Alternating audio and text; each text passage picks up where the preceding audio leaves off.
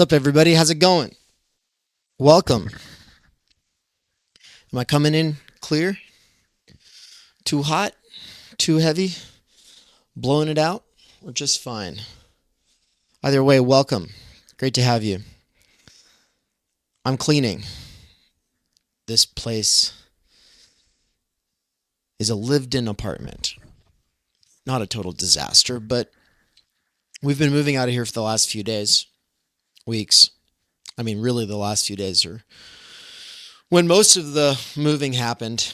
So I went up to North Idaho to help Ann get stuff settled in, unpacked from the moving truck.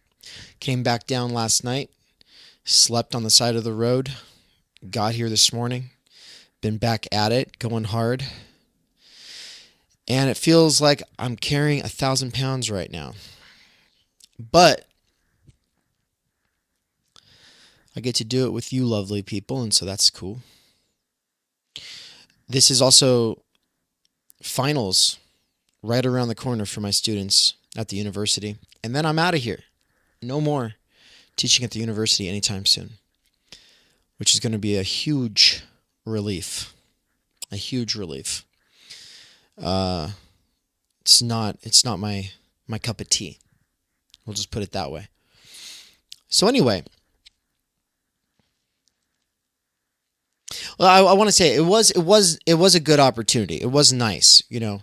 I already knew I didn't want to be a professor, but when this gig was offered to me, I couldn't say no. I wanted to experience it. I wanted to have a sense for what it's like. You know what I mean? So no regrets. It was like being behind enemy lines in a sort of sense, which was cool. Zaire is at work listening to Nietzsche. Rebecca's in the chat spamming time energy emojis. What's up, Rebecca? Good to see you. Isayama Road says, I'm learning German while I'm listening to you, man. Keep up the good work. Awesome. Multitasking for the win. That's what I'm going to be doing in a second here. Slowski said, I caught a bit of the filial topic being discussed. What I did read/hear sounds relatable. Oh! And my favorite person in the world, Ann Snellgrove McKerracher. What's up, Ann? Great to see you. So, I'm actually going to just, in a second here, roll the lecture teaser from yesterday, as well as some of my thinking and development. And then at some point, I'm going to come up here and say some more based on the 2.5 hours of discussion that happened afterwards. So I'm not going to play all of that discussion. Instead, I'm going to hit on some of the points brought up by various members here at TU. Because I've got lots of thoughts. It's stirred up. There's lots of really interesting things people were talking about. Yeah. So I think you're going to dig it. If you're here to enjoy this, then welcome. If you're not, you're still welcome to just say hi before getting back to whatever it is that you're doing. But make sure to click that like button. It does make a difference. Pretty big difference. Huge difference. And with that, let's get after it.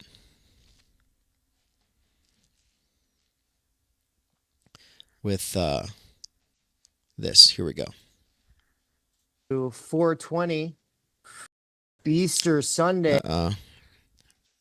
Why can't you hear that? Okay, I'm going to talk for a second while I figure out why you're not hearing that from the primary audio source. Ooh, maybe I could roll the PSA. That'd be a good thing to do. Because the only reason we exist are because there are people who support us. And the TU membership, the folks that were here on the back end having that high quality conversation yesterday that I just finished listening to, that inspired this stream, they make this all possible. And so thank you to the people who are making it work. Let's roll the PSA and I'll get the audio thing figured out here. Okay, is it not going to work? Oh my God. Watching me boomer out here, everybody. Hold on. Bear with me. I think I should just pantomime everything that happens in the PSA. It starts out with Slavoj Žižek saying that the name of Theory Underground is fitting because there is no way to do the revolution right now without understanding the situation anew. Except he says it in a much better voice than I will. We cannot do direct revolution, but the only way to lay the foundation for it is to do what you are doing to move the underground. It's a theoretically correct title. Theory Underground exists to cultivate the conditions necessary for a working-class intellectual renaissance that goes beyond old political categories or other identitarian niches. At TU, autodidact workers with earbuds and professionals who see no future in existing institutions or movements are able to challenge their doxa and develop an understanding of the situation we are in. If you subscribe at theoryunderground.com, you'll get access to a package of courses, including my Intro to Fault Line Theory, which includes Intro to Nick Land and Intro to Slavoj Žižek. These courses are being woven with the 3 courses that take place on a month-to-month basis, spread out throughout the year of 2025. Those courses are 12 Core Concepts and the Fundamental Problems with the Situation Today with social theorist David McKerracher, 12 Essential Political Thinkers with political theorist Benjamin Studebaker, and The Philosophy of Nature with philosopher Nina Power. The way these all get woven together at a deeper and more meta level is through the ongoing research seminars led by David McKerracher, Benjamin Studebaker, and Michael Downs, where they engage with one another's work by sharing developments from their own perspectives, theory, and research. If you subscribe at higher levels and support our work, we'll support your development with bespoke teaching. Alone and unaided, we struggle to grasp our situation in its fullness and formulate a meaningful response. By working together and pooling our energies, we can do better. Join us at theoryunderground.com/subscribe. There'll be 2 kinds of people in 10 years. Those who said, I knew all along Theory Underground was going to make this huge difference. Those are the people that are like Nance, who were on the sidelines at one point and then said, nah, I'm going to get in. I'm going to roll up my sleeves and I'm going to go hard. And then there's another kind of person, a person who waits in the wings, collects receipts, and who will say in 10 years, oh yeah, I was there. I saw that happen.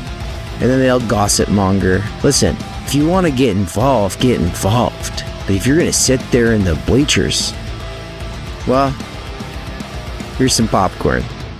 I hope you have fun. All right, well, couldn't get it to come over the correct channel, but it'll work anyways. With that, I'm going to get it rolling here. This is a sneak peek behind the scenes of something that happened yesterday. Typically, this stuff is subscriber only, but I thought, you know what, the half hour that you get to see here, this little glimpse behind the scenes, might give you kind of a sense for where we're at, and it saves me the trouble of having to do like a newsletter or something like that. So, enjoy, and I'll be on to talk about it randomly, sporadically, and I'll also engage a little bit with the live chat here and there. So, I see you. Let's get after it. All right, everybody, welcome to 420 Easter Sunday. What did you say? Ann said 420, praise it. Yeah, praise the roof. We're going to get lit. So, yeah, it is April 20th, 2025, and it is Easter Sunday. And today I was going to talk about virtual reality versus real virtuality, synchronic instantaneity versus asynchronous simultaneity, and the ways that the gigification of jobs combines with everything solid melting into air, as Marx talks about, and how that sort of fractured kaleidoscopic post-class fractured mass approach to labor, it runs into serious contradictions with people who are in a more traditional model, either as a product of their schooling or their actual job. And in a lot of cases, the schooling is outmoded and not preparing them for these new kinds of jobs, whether they be email or Amazon or your own business, what have you, freelance work, etc. I was going to talk about all of that, but I also did not realize it was Easter Sunday until yesterday. And I found out while driving up to North Idaho, which was not something I planned on doing. So it actually relates directly to this whole idea of the plan versus spontaneity, and how spontaneity kind of takes over when the plan is in virtual reality, but you're over here trying to do you're trying to do real virtuality as opposed to virtual reality. This is a distinction that Nance and I have been developing over the course of the last couple of years. He started calling it real virtuality, which is obviously an inversion of virtual reality. And I really like that. And it relates to concepts like the wavelength, the moment, the dredge, also the milieu, how that is juxtaposed to the scene, as well as Bourdieuian sorts of fields, right? There's a lot of people who kind of take me for just being a Bourdieuian, when in reality, I've been developing an immanent critique of Bourdieu for years. And people who really focus on the afterword to timenergy already know that. But also Bourdieu, though, is amazing. And his critiques of symbolic capital, cultural and social capital, how they structure institutional and bureaucratic fields, especially, that's actually related to what we're getting at here as well. The churn and how we're always stuck within this sort of default of ambiguous, non-committal, curious, idle chatter. It's an endless successions of now this, now this, now this, tailored to capturing attention. And there's two main ways that attention is captured. Neil Postman focuses on in the 1980s and 1990s. And they're as true then as today, though I think even more relevant or obvious now with the smartphoneification of media. Basically, he was saying that, children spend their most formative years, through the K through 12 system, as well as in college, having 1/3 of their life in the schooling system, 1/3 of their life sleeping, and the other third of their life watching television. And the school uses a certain approach to getting your attention, and the television uses a different approach to getting your attention. But both are focused on your attention, which means that in a lot of ways, distraction starts to feel like freedom. Breaking free of this sort of need to stay focused on something actually feels liberating. TikTok can feel liberating because you're not stuck there watching something for 2 hours, right? Like movies become burdensome after a certain point. This is something that I've been thinking a lot about because I don't want to just focus on the negatives of Reels and TikToks and stuff like that. There's also something nice about being able to get your entertainment hit without it taking 2 hours. It just seeps into the interstices of your day, right? Okay, well, in a way that kind of puts the cart before the horse, and I'm sorry for that, everything I'm going to get to in the lecture that is about all this stuff I'm talking about here is the reason for why I should not do the lecture right now. And I woke up at 6 a.m.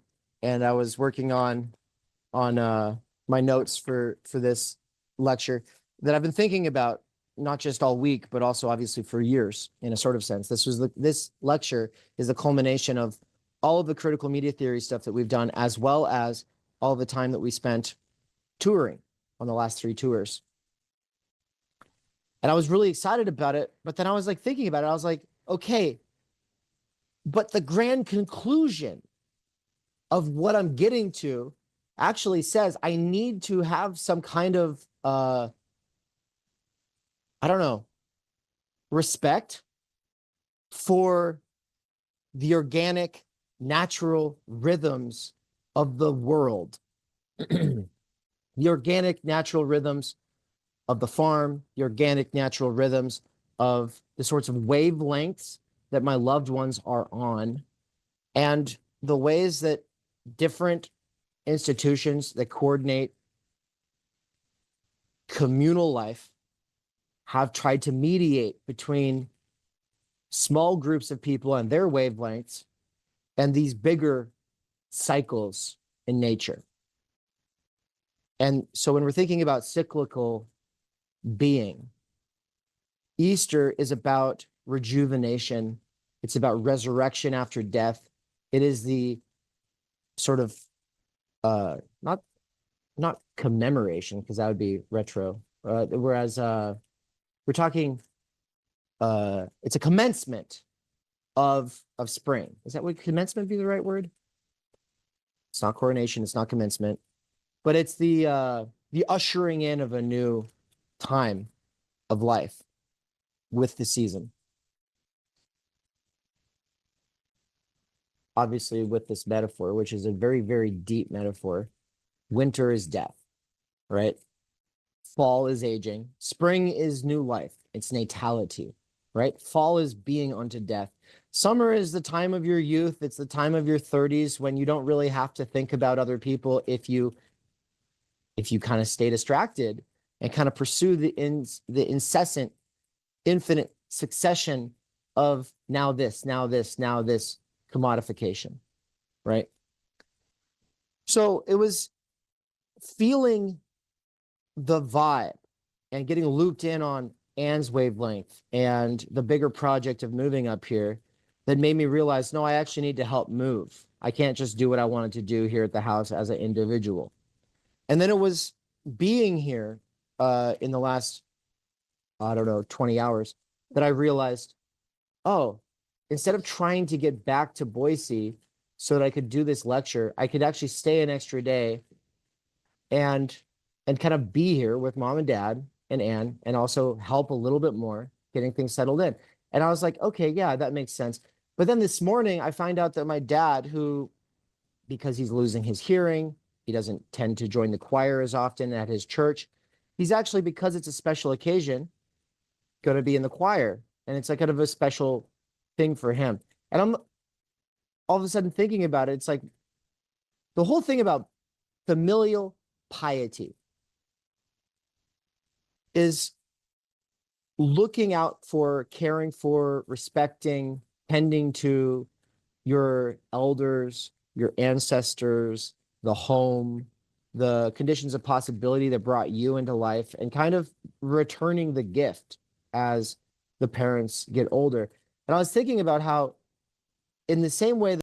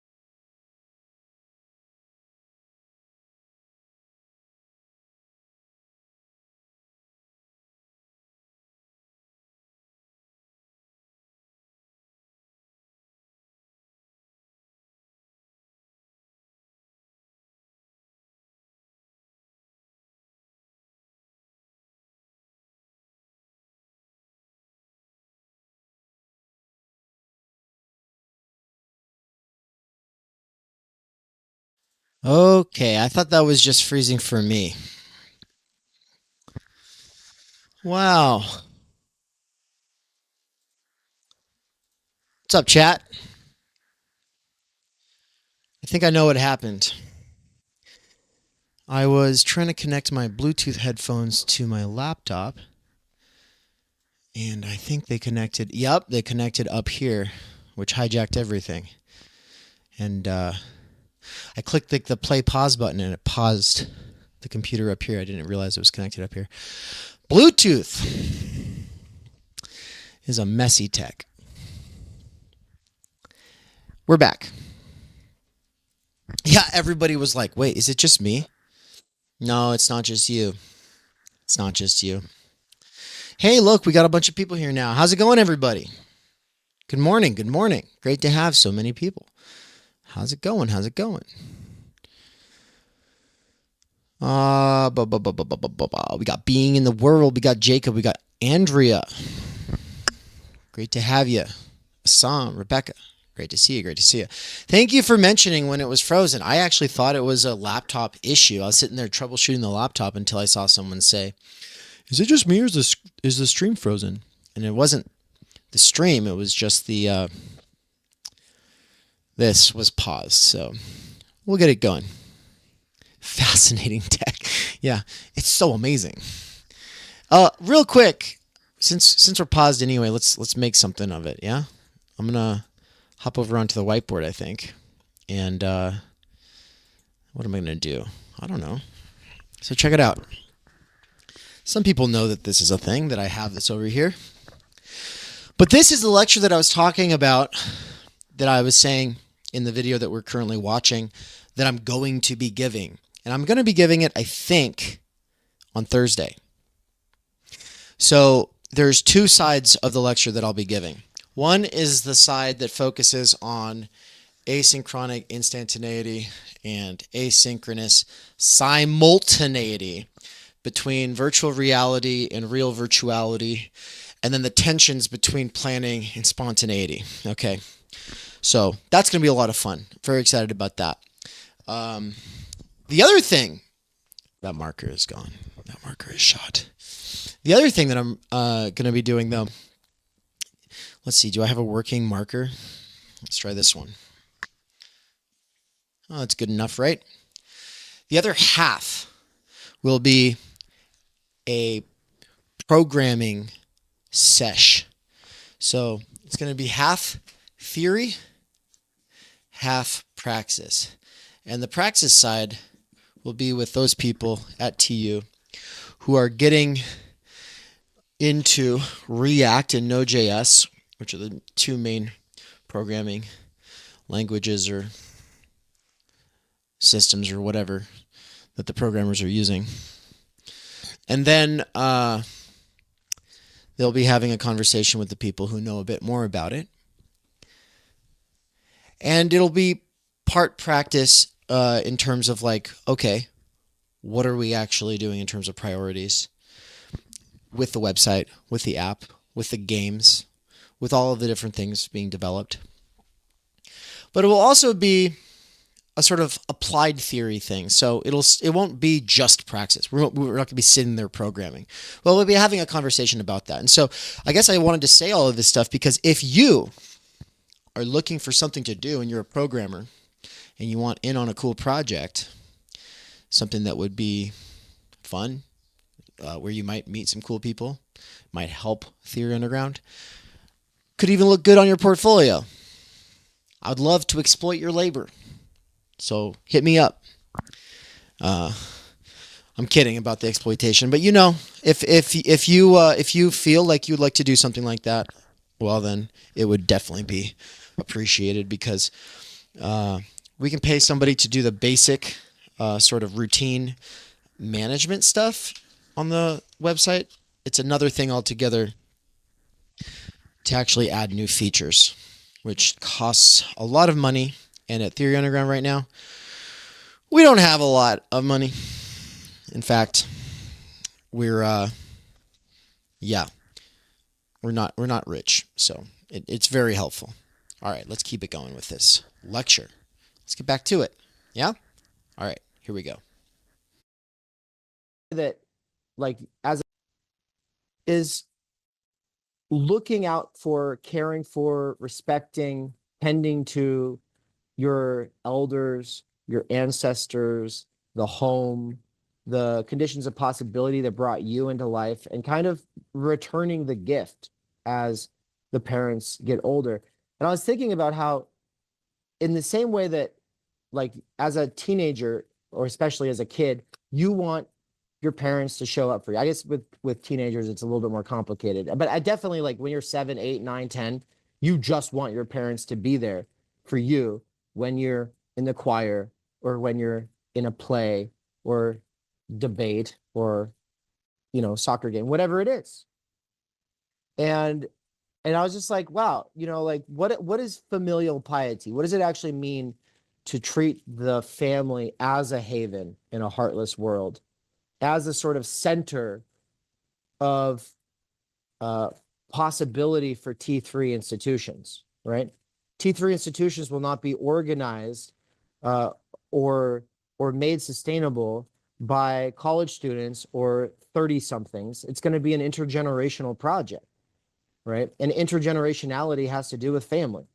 It has to do with organic, rhythmic cycles. It has to do with our connection to our bodies that are a part of nature. You know, so I'm thinking about all of this stuff.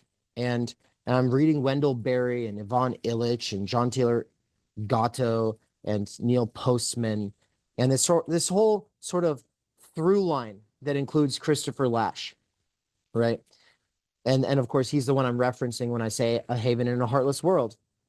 And you know, I'm not saying I think that the T3 institutions will only come from local, small scale organizing. I don't think that's true at all. But it does require that. Like, that is a part of the picture. State solutions, grand solutions, the kind of solutions that we could get in 10 years because me or one of you or a group of people approaches Congress, for instance, you know, and makes an actual case for a new kind of institution, like a T3 institution. And we need serious, you know, large scale structural change and the funding necessary to make it possible. Like that kind of thing is going to belly flop and go nowhere if you don't have a network of people who are sort of nodal points of actual havens that preserve, care, and tend for the time, energy, talent, and then provide the tutelage for the nurturance of that talent with time, energy within scalable institutions, right? And that there needs to be a variety of experiments that are doing this. And that's ultimately what we're trying to do with the McKerracher Family Farm. That's ultimately what we're trying to do with the future we're looking towards, where we're going to be working with a lot more people like Michelle Garner of OG Rose, right? Homeschool moms, right? People who are now Michelle's good. She's got a great network with the liminal web, and she's got a very supportive husband.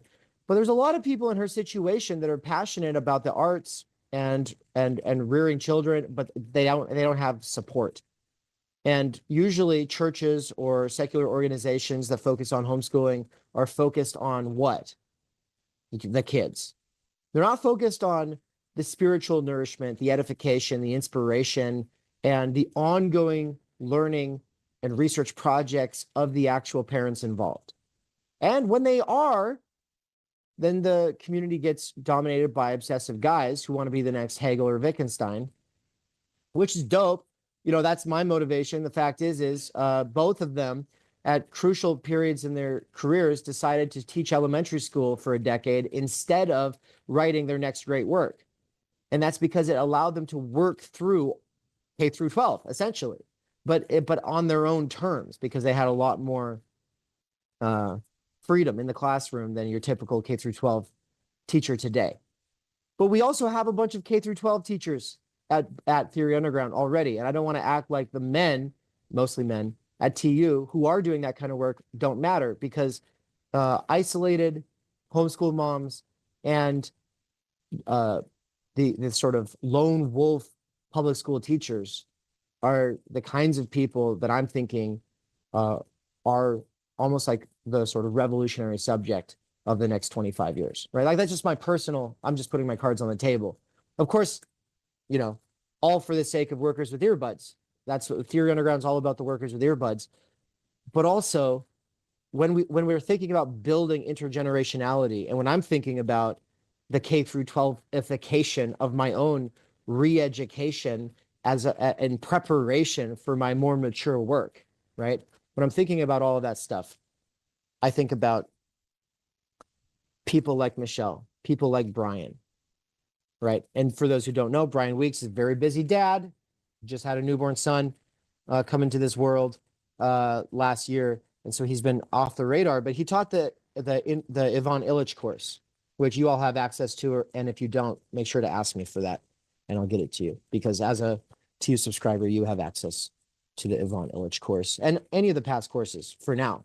That's just the simple way that it works, is you have access to those things. But anyway, Michelle and Brian and these people who are sort of archetypes of what one can be when behind enemy lines within these institutions or when isolated off the grid.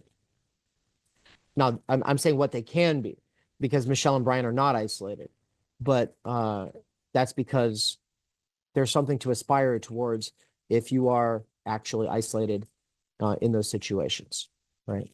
Okay, so with all of that, family matters, familial piety matters, whether we're talking about Confucius or sorry, it's filial. I keep saying familial, but it's the same meaning. Filial has to do with family piety, right? Love and respect for family. And of course, Confucian philosophy was very aware of this. Plato and Aristotle were very aware of this. This is something everybody knew up until a certain point. And now everyone forgets that there's the need to tend and care for those who are entering the sort of twilight of their lives. And so I felt like a big hypocrite doing preparation to talk about the move from virtual reality to real virtuality and getting with the rhythms, the flows, and not spontaneity, but the actual cycles that are right here in front of us, and not being completely shut out from that, being autistic on Zoom all the time. And at this, I felt like a big hypocrite thinking about making that shift to something that's a bit more grounded, something that touches grass, as we say. When I was going to like skip out on this very significant service. And for me, I'm not an evangelical or a fundamentalist or any kind of a Christian. I wouldn't pass the test most Christians hold up, right? Like when they hold up these epistemological tests of belief, I wouldn't pass the tests. And so I'm a heretic, I'm an outsider. I don't really belong there, but also I don't really give a shit. I don't belong in the university either, yet I teach there sometimes. So in that sense, I was like, well, I really ought to go. And so that's what I'm going to do. And I'm going to keep it recording and have you all talk about this. But we're also going to let Anne say a few things as well, because she's been here listening this whole time.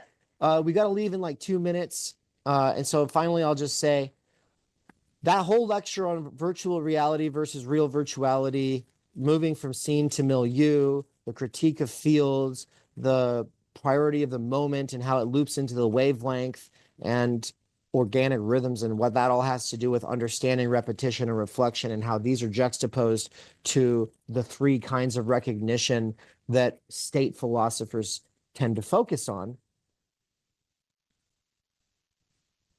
I'm going to do that like tomorrow or the next day or the next day. I'm going to give you guys hopefully a few hours notice. And I'm trying to make it happen so that the programmers in my life here at Theory Underground, active volunteers at TU or people who are interested in doing some programming work at TU, are able to be there for the discussion afterwards, because it'll be a two-part thing.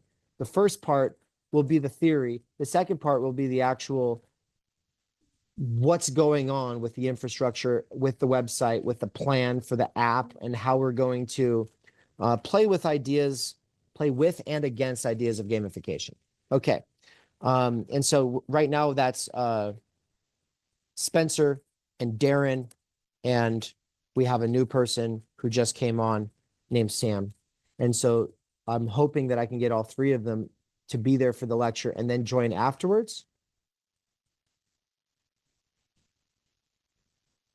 But this marks a shift from trying to do stuff where everyone gets together once a week towards doing a lot more of this asynchronous kind of simultaneity, where I'm really going to double down on the stuff that I'm doing is made for people to listen to when they can pause it and go back over it and binge it and do it on their own time, in their own cycles, on their own rhythm, and then only need to really touch base and be synchronically instantaneous with one another sometimes, right? Sometimes, usually in person, sometimes on Zoom, but only a few times a year as a priority or expectation.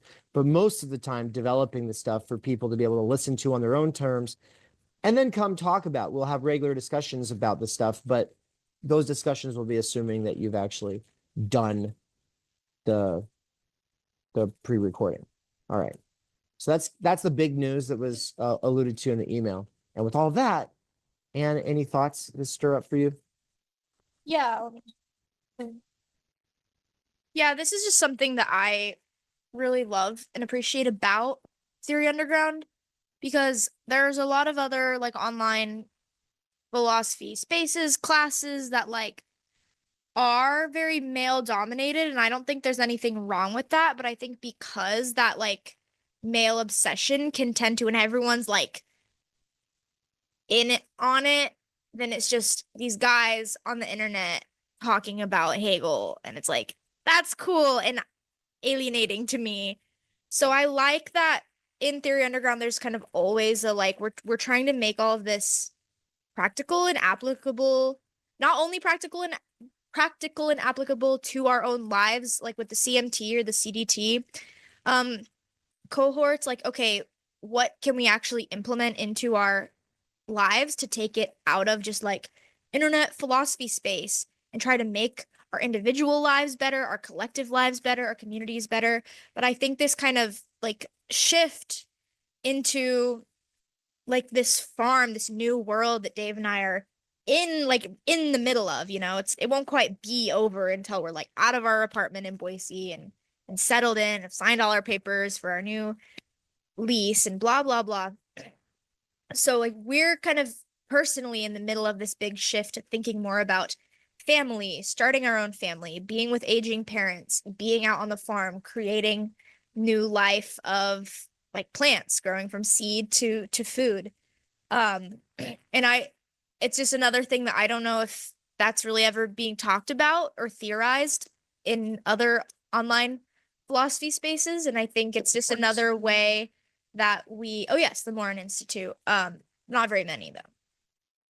I think it's just another thing that makes Theory Underground special is like we're trying to kind of theorize and understand what is the good life and what it means to be human, but we're not just talking about it. We're doing it. So Dave said, my dad's in the choir. I really want to go to this church service this morning. And so it's like, I think we appreciate our subscribers, our audience here, you all who hopefully like can at least understand the theory behind that.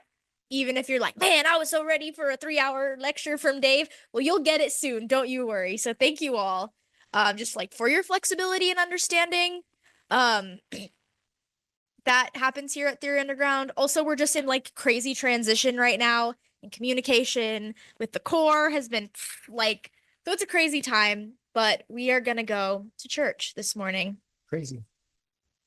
Oh, and I'll just also say from the standpoint of wanting to live in the life of the mind, but also do that while nonetheless having to work, not having Theodor Adorno or Martin Heidegger's staff of an administrative assistant and a bunch of other transcribers and a whole host of TAs who can do the grading for them. And, like outside, not having our own staff, yet wanting to somehow also have our time energy for Scole, not just labor power.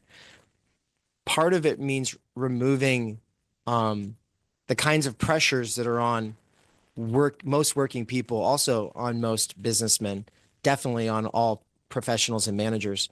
And that is the sort of inhumane version of the calendar that rips you up and uproots you from your context and forces you to focus on maximizing either power, privilege, or prestige, right? And so Skole is about a sort of freedom from all that. And so you guys all make that possible for me. And the variable length session Lacan was working on also kind of makes that possible. And so thank you, everybody. Now I'm going to just leave it, and I'm going to make several of you hosts so that you can all hang out here and actually share your thoughts, because the reason I'm going to leave this all on the same recording is because last time I said this, nobody got the recording to me, but I did want to hear what was going on. I want to hear Ayo's thoughts. Ayo's got a lot of experience here at TU. Make sure that whoever stays, that you all try to get one another's thoughts. Don't let one person talk a whole lot. Like, I swear to God, don't let one person. Hey, think of it like a buffet. All right. If you're at a buffet and everybody's eating food, or it's like a potluck and everybody's eating food, and there's like a really yummy dish, and one person goes back for seconds and thirds before everybody else has had their first helping, that's not great. And so please keep the discussion like that. Now, it's okay to like ask somebody a question. It's okay to like interject, but don't interject and then dominate, right? Even if you do it nicely, it's still just like very obvious to everyone else. And so no one should have to facilitate, as long as everyone keeps that in mind. And then you can all just hang out. I just have to say that because we're all very online people. And so, you know, I mean, it's not just an online thing. Philosophy groups at universities are the exact same way. So, but the goal should be, and the measure of a good conversation is if one person's talking and that person stops mid-sentence to collect their thoughts for even 5 seconds, nobody's jumping in, right? Unless they're bringing, they just say the word maybe that they think is, you know, missing. That kind of interjection is a different kind of interjection. But anyway, we love you guys. All right, thank you. Looking forward to hearing you later today.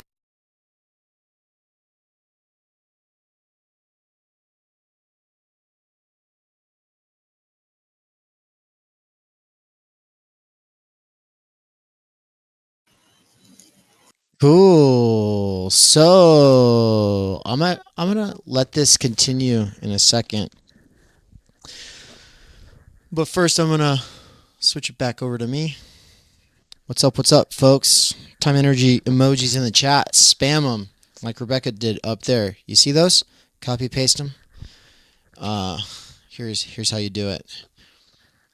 It's like throwing kindling onto the campfire here.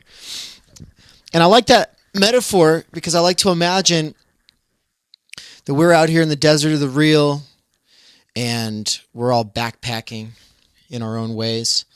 There's different routes, you know, and, you know, we're walking along and you see a fire, you come walking by and it's me and a few other people and you overhear a good conversation. But, you know, the rules of the road, so to speak, when you're out there roughing it is like, yeah, you can walk up, say hi, you know, salute, approach the fire. Everyone's kind of around. Of course, you're a guest, and so you maybe offer some food or something like that. You get on the wavelength, though. You don't just come up and take over, but, you know, you feel the vibe, see where it's at, and maybe you know, have a good one, guys. Take off on your way. But also you might feel welcome and think this is actually productive and I'm learning something about the routes around these hills. And so you start to have some kind of a conversation.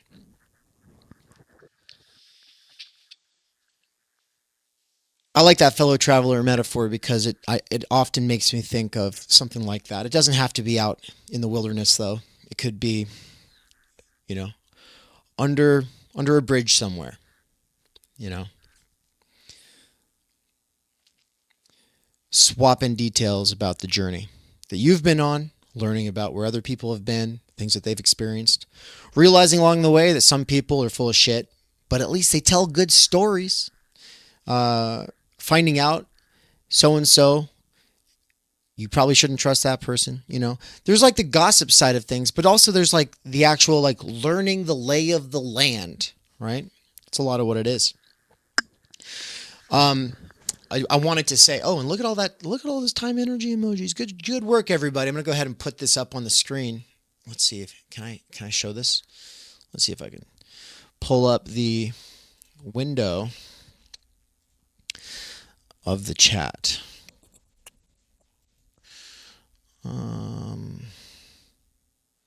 This is probably gonna work.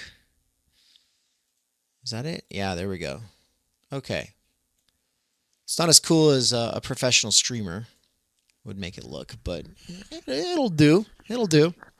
So I said something that got censored, and so I'm going to come back over it. Jacob said, Althusser saw the family as being an apparatus of state ideology rather than something that could resist it. Not that it can't, per se, but it certainly isn't now. And what I said was, fuck Althusser. And then YouTube censored that. But before I knew that it had been censored, I said, and every French person who functioned as the shock troops for capital's siege on family life. That includes Guattari and his kamikaze crew when they would go around and try to mess up monogamous relationships, right? That was like a whole thing that they thought was radical. Everybody thought it was radical to mess with monogamy. But, you know, in the last 50 years, as all of those so-called radicals sold out to the system and settled into their relationships, it's become very clear that the ruling class is very pro-marriage because they understand that there are benefits that go beyond the superficial criticisms or assessments in popular media or Hollywood. But the working class is still sold this lie that you don't need no man.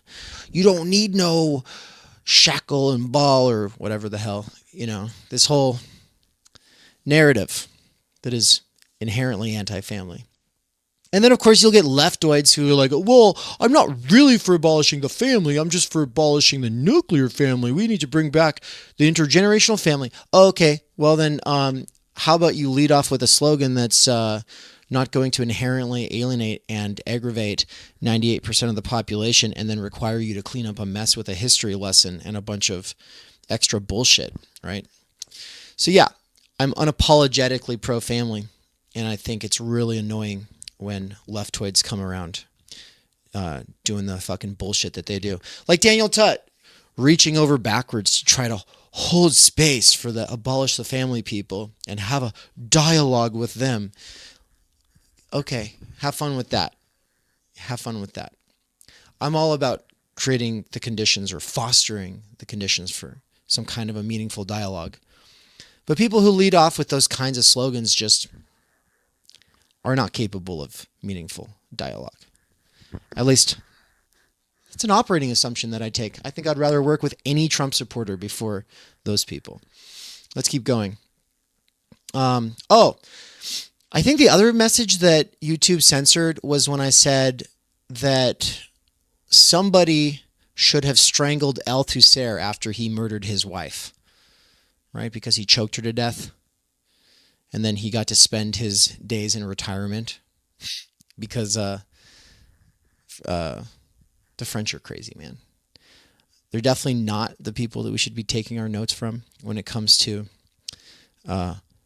anything purportedly radical, right? Definitely not. But anyway, that's my anti-French rant, my anti-Althusser rant. I still think he's worth reading, of course, but I don't think he's a wise man. Let's get back to it. All right. What you're about to hear is a fantastic conversation between some of the folks on the membership side here at Theory Underground. I think starting off with Galen. So let's get to it. The whole conversation gets deep, right? And I want to be clear, especially because Being the World up above had said something like, let's see, I would situate the family in relation to the state and economy. Otherwise, it becomes a bit too easy to treat it idealistically as conservatives do. Well, yeah, 100%. Of course. And I said, of course. Hold on. How do I make that shit go away? Okay, there we go. I said, of course they are in relation because we live in a society, but if the state and economy disappear, families will remain. Families have always existed. States and economies, not so much. And then being in the world said, I guess what I'm getting at is someone like Barry mistakenly views the institution of the family as forming a refuge from the effects of bourgeois society and politics. Yeah, well, it can. It can to some degree. Obviously, it's permeated through and through by all the incentive structures schooled into us, and the fact that we're drained of our time, energy, and therefore exhausted and stretched thin in the household, becoming mere roommates, right? So a lot of the conversation that follows gets into stuff that is pretty real for people, and a lot of it is because people are going through it, getting up in their age 30s and 40s especially, realizing their parents are going to die, realizing they've not really been able to have relationships with their parents. And I'm not over here just saying that you can put it on some kind of a pedestal and that'll solve the problem. We're not idealists. That would be absurd, right? But all right, let's keep it going.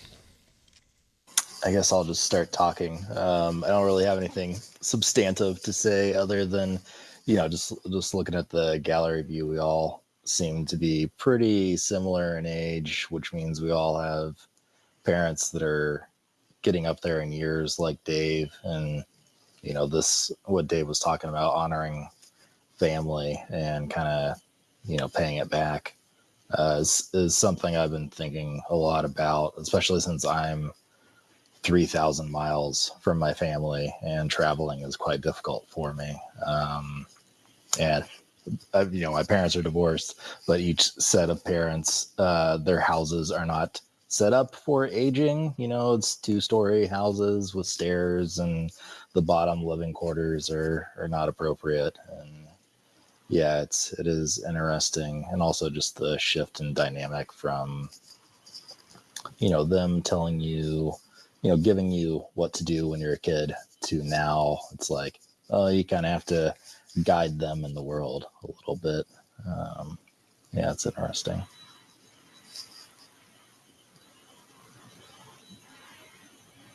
Hello, can you hear me?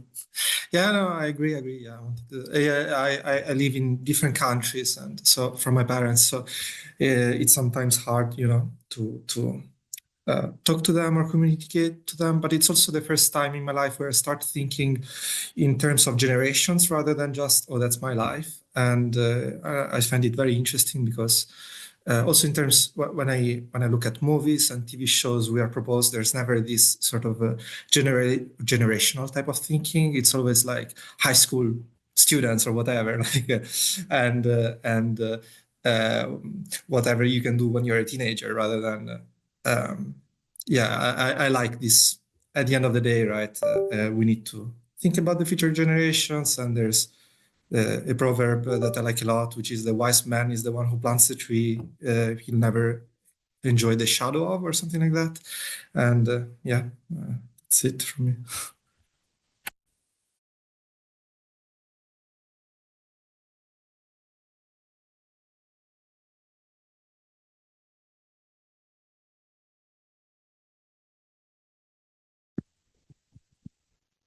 I don't think I went to the last one of whatever series this is.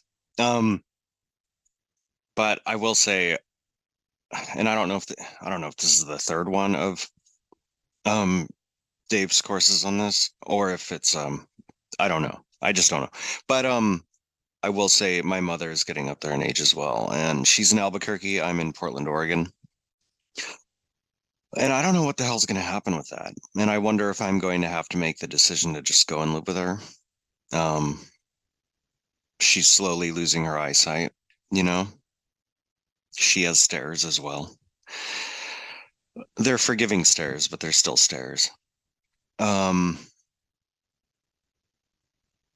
there's other stuff to that that's, I don't know, a little bit more volatile as far as family dynamics too. So it's just not a simple situation. But, just to comment on the situation that we're all in as far as being in theory underground, I know in Dave's email he said it managing this stuff is like hurting cats, and I think, I don't know, one thought that kind of came to me is, it's kind of like hurting a bunch of starving cats, because to a certain extent, depending on what situation you're in, financially or energy wise or whatever, work obligations, etc. A lot of us would, I mean, I know, look, I'm split between Theory Underground, Platypus meetings, and a writing workshop with Douglas Lane of Sublation, because he lives in Portland. And I mean, I would spend a lot more time making sure that I'm engaged in the ways that I choose to be with all of these outfits if I could, but it's just really tough. And so, it sucks to be a cat that's being herded when also you could offer more if you had more to offer. I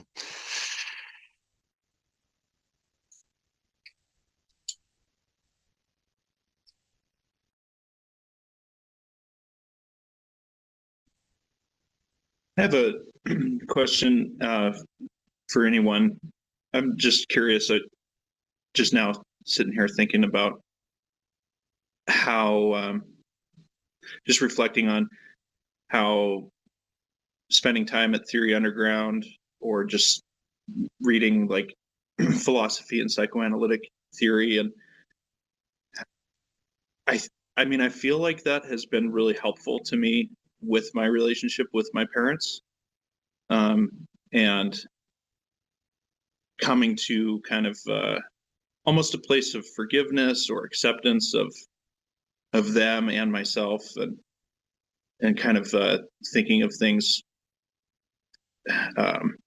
in new ways. And I'm just curious if you guys have had that experience, or is that at all a part of being a part of some of these groups?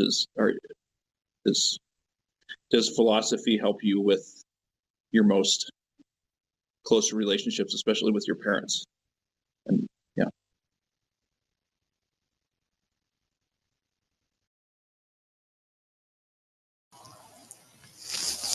For me, it definitely does, because it helps me with my relationship to myself, right? Which helps me with my relationship to everyone else. And my family life was pretty good, although, funnily enough, it being Easter Sunday, a lot of the tension between my mom and stepdad and me was over, forcing me to go to church as a kid when I was quite opposed. But they're just doing their best, and the psychoanalytic part, there's a lot of backstory stuff that's just for family, but it does help me kind of situate myself and situate them, contextualize them, understand motivations, and just that they're people. And yeah, it has been quite helpful or therapeutic for me.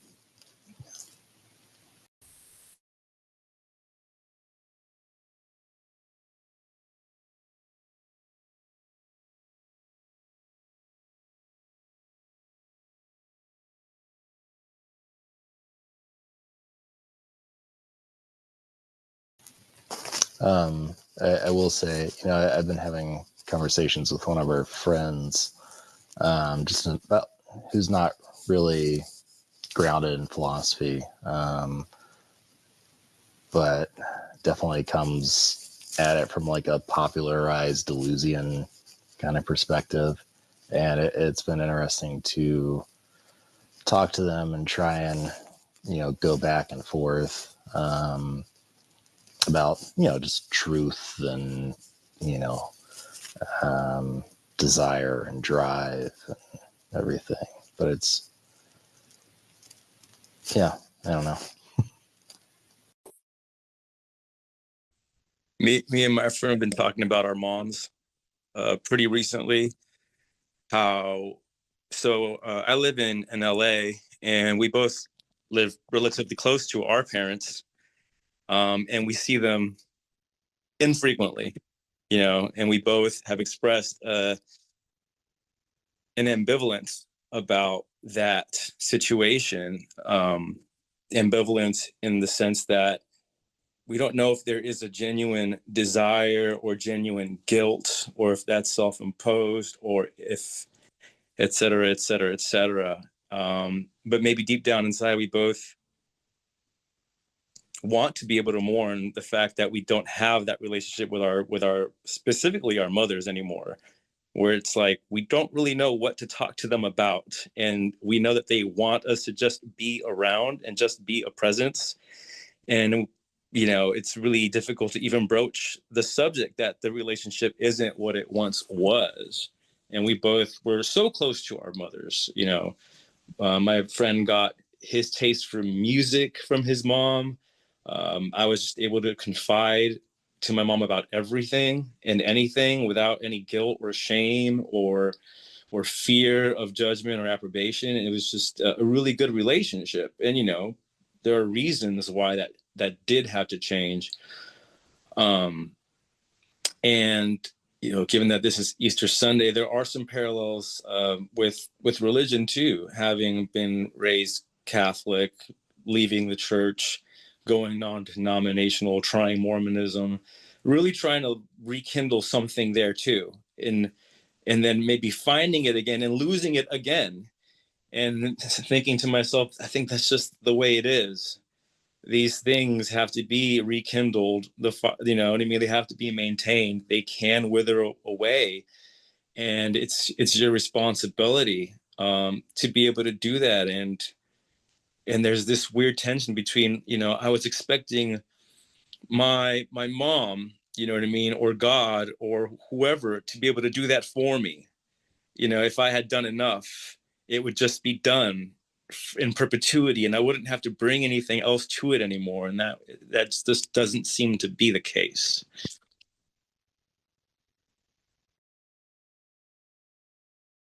All right, so you all get the vibe of the way this conversation is going to go. A bunch of people are going to talk about their moms. It's like psychoanalysis. No, I'm just joking. It's a really good conversation. It really it ties into time energy and cultivating potential, but also trying to be realist about the uphill battle that people are facing as we grow older, facing as we approach our own deaths.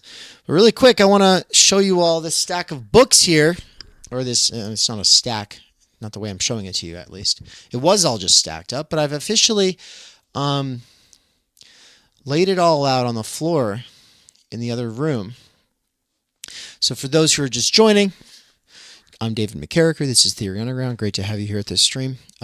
We're watching something that happened yesterday behind the scenes with the TU membership. A great conversation. But what I want to show you here is a bunch of books that I need to get rid of. And I don't want to have to post every one of these on Abe Books as a standalone, because that's an arduous task and it doesn't really pay enough to make it worth it. So I was wondering if anybody is particularly interested in any of these books. For whatever reason, you might actually love one of these. So there's all kinds of textbooks and random books. Okay, 50 successful Harvard application essays. If you want to learn how to write like a person who could get into Harvard, check that out. I took this book very seriously one time. Deep Philosophy, Deep Ecology, or The Reluctant Fundamentalist, Worshipping Power, some kind of an anarchist book, Structures in the Stream. But there's also like business books like Change Management by Jeffrey M. Hyatt and Timothy J. whatever. Anyway, I didn't realize that's Marilyn Lawrence's book. That I'm keeping that book right here, Nature's Transcendence. Definitely keeping that book. Trotsky's The Permanent Revolution. I don't really see myself reading it again. Influence, The Psychology of Persuasion. So a lot of these books are books that came out of various classes at the university. Obviously, there's a bunch of textbooks up here at the top. Introduction to Sociology, Introduction to Sociological Theory, Facilitator's Guide to Participatory Decision Making, Gender and Communication, Contemporary Social and Sociological Theory, Cosmopolitanism, there's always that book. Rhetorical Criticism, The Moral Judgment of the Child by Jean Piaget. Honestly, I should not give that away, but when am I ever going to read it? There's also a bunch of Eastern philosophy. The Hindu Art of Love. Who doesn't want to know how to make love like a Hindu? Custom and Cultures by Eugene A. Nida. I think that's like anthropology. What is this? Thai Buddhism in the Buddhist World. This was a book I got when I was studying Thai Buddhism. The Craft of Research. I had to do this for a senior capstone thing. Understanding by Design. This is about putting together courses. Look, I don't expect anyone to really care about these books. Flourish by Martin E.P. Seligman. Visual Meetings, How Graphics, Stick Notes, and Idea Mapping Can Transform Group Productivity. Makes me want to, you know what they say. We're not allowed to say these words anymore. We're supposed to say unalive myself. Yeah. Well, it definitely makes me want to do something like that. Just looking at some of these books. Ayn Rand. Carl Jung. Mr. Jung himself. Oh, Bell Hooks, All About Love. Or this one, The Storytelling Animal. Anyway, all right, so how would you get these books? Oh yeah, Civilization and Its Discontents, Sigmund Freud. I already have Freud stuff. So it's like a lot of this stuff can also be duplicates is a problem. So anyway, look, I don't want to send anybody these books either for the exact same reason that I don't want to post these on Books. It's too much work.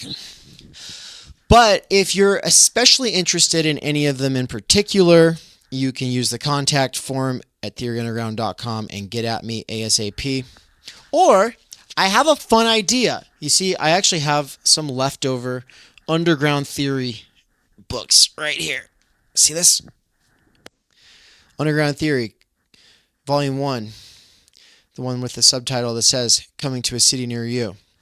It's got an original, posthumously published work by Marshall McLuhan himself, the father of media theory. It also has an original work by Slavoj Žižek. It also has a reprint of a very important part of a Norman Finkelstein work. It has Alenka Zupancic, Todd McGowan, Catherine Liu, Nina Power, Chris Catrone, Daniel Tutt, Samuel Lonkar, Russell Sprigula, Noor Harari, Mike Watson, Ted Reese, Christine Louis DeSoli, Cadell Ass, Jennifer Freelander, yours truly, a couple of times, Michael Downs, Brian Weeks, Ann Snellgrove, Nance, Elton Alkay of the Working Class Intelligentsia, as well as a bunch of other amazing people, including Sean Middlestat and Tony from One Dime. So, the question is this. Do you already have a copy of this book? And if not, would you like to get a copy of this book cheaper than it's currently available on Amazon? I need to get rid of these copies. And I don't want to have to drive them up 7 hours through the Idaho Panhandle on the way to where we're moving. So here's what I'll do. You send me a bunch of money. Tell me what you want. I'll give you a copy of Underground Theory. I'll give you some TU stickers and also maybe a random book or two from the floor over there. Yeah? Yeah? But you have to do it in the next 48 hours, okay? You can Venmo me at theory _ underground. It's the @ symbol, theory _ underground. Theory underground. That's the Venmo handle. Just Venmo me money and make sure to include your address so I can get this to you. Do it while I have the up-to-itiveness And before I throw away my extra shipping supplies, and before I take these books to a thrift store or something like that. So if there's anything that really stood out to you from these books, get at me. Get at me. I'll probably add some more books later. But the point is if you don't see one in particular that you want, but you would like a surprise, just Venmo me and say Underground Theory, stickers, and a surprise, please. Or say something more that gives me some kind of an idea of what to throw your way. Give me a few options, though, in case somebody else already got what you wanted, because I'm not going to update this picture or this list. We're not that on top of it. All right, let's get back to what we were doing.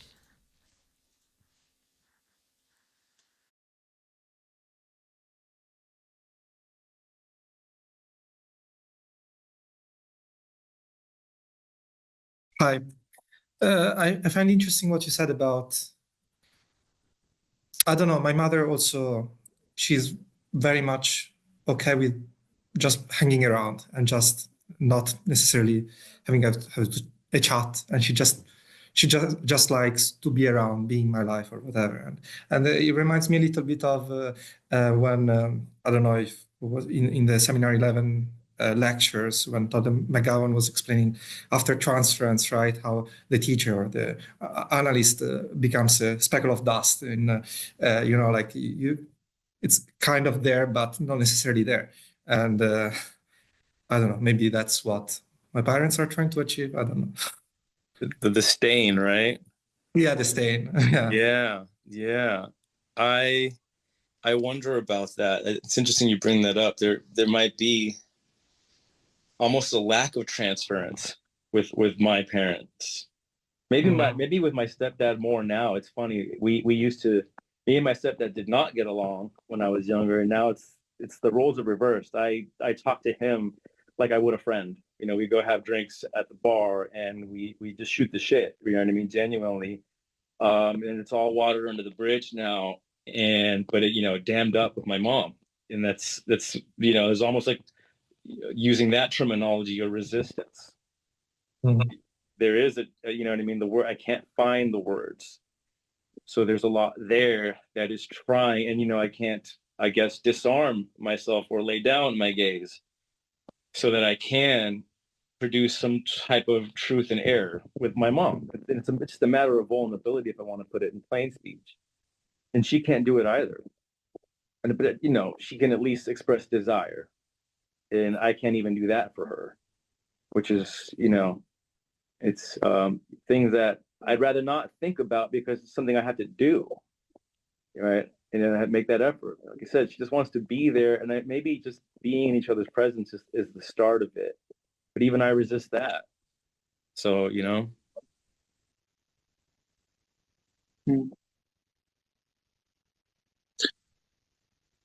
I sometime in this last maybe 6 months, yeah, my mom called me, and it was, I guess, I went to a funeral with my dad. My mom and my dad are separated, and as we were driving up to the funeral, my dad was like, "Hey, you need to talk to your mom more often," because he had been talking to her and she'd passed that along to him. And so the next day I called mom, and she's like, "Oh, did your dad say something?" And I guess, Daniel, just to your what you were saying about things being dammed up, it has been like that for years and years. My relationship with her has been kind of dammed up, but she kind of just spoke directly to that. She was just like, I feel like there's something between us, and we can't, like, I don't know what it is, but like, she was like, if I've hurt you in some way, and what was so interesting was, I finally just was like, Mom, I'm interested in so many things that I think would freak you out. And I don't want to scare you, like, with, because I grew up, very, very Christian and all that. So studying Freud and Marx and this kind of stuff is just like, but it was so cool. It's like, once I said that, the relationship it's been so much more free since then. So I don't know. I just say that as it felt like one of those kind of miracles, like that. It's like it feels like it was impossible to bridge some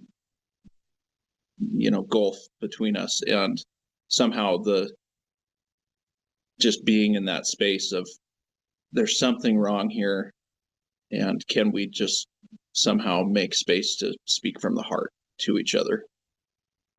I don't know. Anyways, just thought I'd share that.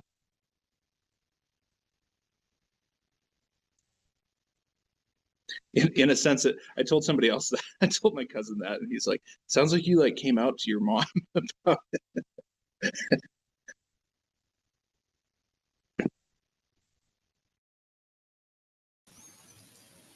No, that's really awesome, because I mean, I've also got that kind of dammed up stuff with my mom. And, we haven't been talkers and like to each other and God, close to 30 years, and I'm 37, so it's most of my life. And we just sit there and we'll watch like whatever show we can watch together, and hopefully there's not an awkward sex scene, which there more often than not is somehow. And it's just like, oh God, don't make eye contact. Yeah, no, I mean, that's something that's, I mean, I definitely want to try that the next time I am there with my mom. Because there is definitely, the stuff that I'm interested in. She's a Baptist, and everything relates back to that, or is interpreted through that lens, and that's fine. Like, that really helps her. But I want to, I don't know, talk about some of the stuff I'm interested in and relate it to, her views and see what she thinks of it. And I think that would be a really good way to approach it.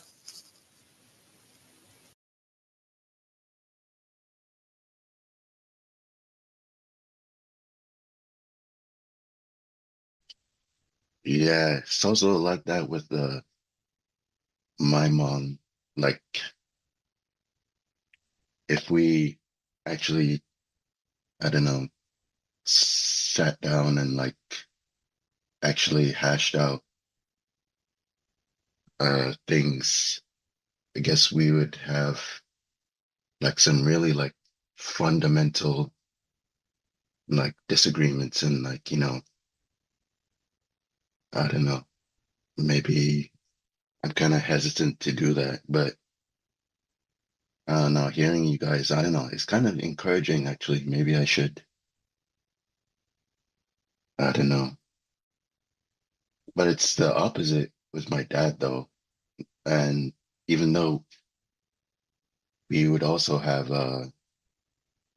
fundamental disagreements, like my dad actually seems to really relish talking about um uh disagreements. I don't know. But it's like, as someone who's much more newer to like reading theory and philosophy, I still find myself sounding like someone who's just like watched some summary videos on on YouTube and is like ranting. Yeah. And I don't realize it in the moment too. It's when I think about it after, I'm like, oh God. Um, so, I still have some work to do. But it's like, I don't know. It's also, I think my dad thinks because I'm ranting a lot about like the state of the world with him, I guess he feels like that I'm more miserable than I am. And I guess I need to but I'm actually like not I'm like even with all this stuff going on, like I'm like very hopeful still. Like really hopeful. Like I don't know. It's weird. It's like the worse things get, the more like resolve I have. Cause it's like I don't know, I've been thinking a lot about like utopia and thinking about like what that word means, and like I do want eventually want to get to like reading more like utopian philosophy and like actually, I don't know, taking it seriously, because when we think of utopia we automatically think, oh, you know unrealistic, whatever, society, it'll never happen. But like, yeah, in a sense, yeah, it's unrealistic because the reality that we have right now, it sucks and I don't want it. So like, and like, I want to change it somehow. But like, I don't know how to communicate that with my dad. So, and he's always like, oh, don't let this stuff try to get you down. So I don't know. That's just my thoughts.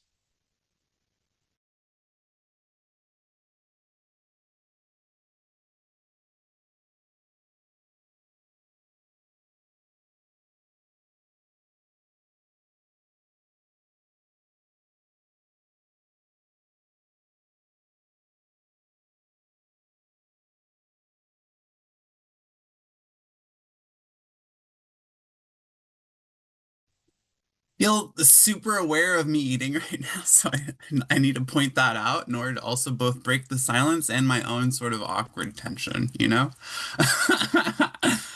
Um, I've been making breakfast this whole time. Really interesting listening to everyone talk. Everyone seems to have taken things in like somewhat different directions too around this topic of parents. Um, I'm not sure if I should just like take off on my own sort of free association, right? Do we have a trajectory or direction with how the like we're thinking about these things? Um, because like I can just go off. I do like these spaces where we're able to kind of communicate with each other in a more free-form way. It's very pleasant to me. So often I don't know you guys and I don't have a sense of you guys. It's just we're all focusing on Dave or someone else talking, right? And it's kind of nice to be able to hear the little worlds in these like squares on the screen, right? Like there's a whole world in that square. But so I hear people talking about relationships with parents. I also came in late, by the way. Like I didn't get the beginning of all of this with Dave. But I'll go. I have thoughts. I I have my parents are definitely older. My mom's like 65 and my dad I think is like close or maybe like more like 66. My dad's like close to 60. Something along that line, 60, 62, somewhere around there. Um they they're still in a position where they can take care of themselves, but it's definitely getting more difficult. I can tell. Things are within the next like 5 to 10 years, they're gonna be needing help. That's for sure. But unfortunately, they also split apart. Um, and not only did they split apart, my dad went to live in like the high mountains and in like Apple Valley or whatever. I live in LA. I live in or LA County, I should say. So like just north of the mountain range, there's like it's a deserty area that some people live. My dad moved up there because he had family up there, but like it's not great, not a great situation actually, and he hates it. But he kind of hates everywhere he is. He loves to complain a lot. And my mom, on the other hand, she's living in her childhood house in a place called Temple City, and she is like not doing so bad, but it's like she had diabetes for a very long time, and it caused a lot of different organ damage over time, and so she's on dialysis at the moment. uh I was going to actually, this is a really weird thing, but like there was a point in time where I was pretty like I actually wanted to donate my kidney to help her, but then I started to get nervous about it. I kind of have backed away, but like we haven't really talked about it a lot. And there's two reasons for that. One is that some part of me worries that like I don't know if I'm at any more risk for any potential like health issues, being that I'm on hormones, on estrogen, progesterone, that I no longer have testes. So there's a certain hormonal circuit of the endocrine system that's sort of been removed, right? I don't know what kind of long-term downstream effects that has. I don't think it will give me any real concern with the kidney stuff, but it's one of those things that makes you think like there could be some there like I don't it's an unknown, you know? Um, Another major thing is that like I don't have I like it might not be my kidney my mom gets. This is probably the bigger issue here. Like if we're not a match, they'll donate my kidney and then they'll trade it for another kidney and give her the kidney she needs. And that to me is just too weird. Like I can't like give a random it's so weird to me. Like it feels really weird to just to do kidney trade, organ trade, right? Like here I'll sell you my organ, you give me another organ. They're exchangeable, they're fungible, and then my mom gets her kidney. Like that's kind of like I don't know, something about that irks me. Um um but like it stands as this thing between us where I'm like I would love to like improve her quality of health by doing that. I'm also, I think, the only one of her kids that has stepped up to do that, and hasn't asked anyone. She never asked anyone. But I feel awful because I kind of like backed away from it, and it's like I see her going to the dialysis place and her dealing with like nausea and other like symptoms that are like really nasty from getting her blood cleaned, right? Um, and it makes me like, and I know like she never asked for me to offer my kidney, but I still feel weird about like I don't know, like like am I obligated the fact that I suggested it now? I mean, I don't think so, but I also feel bad about the fact that I suggested it in the first place if I wasn't going to be serious about carrying through with it. I think that kind of sucks. Um, I'll go off on one more thing. Um, Like also, if she does get a kidney, if something does happen and because she's on a donor list, if she does get a kidney, I'll be there to her caregiver. And chances are, if in the future she really needs help with caregiving, I will probably move in with her or find some way of like being the person to help take care of her. I don't know when, but it's definitely gonna be coming up probably in the next 10 to 15 years. Um, I just see a comment. Take care of everyone. Oh yeah. Do you want to pop in first? Do you have anything you want to say, Graham?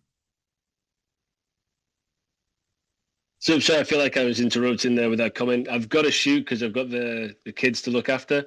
Just wanted to leave everyone with that and just say appreciate everything that everyone said. As I said, cathartic, good to listen to, and hope to speak to you all again soon. Yeah. Take it easy. See ya. Mhm.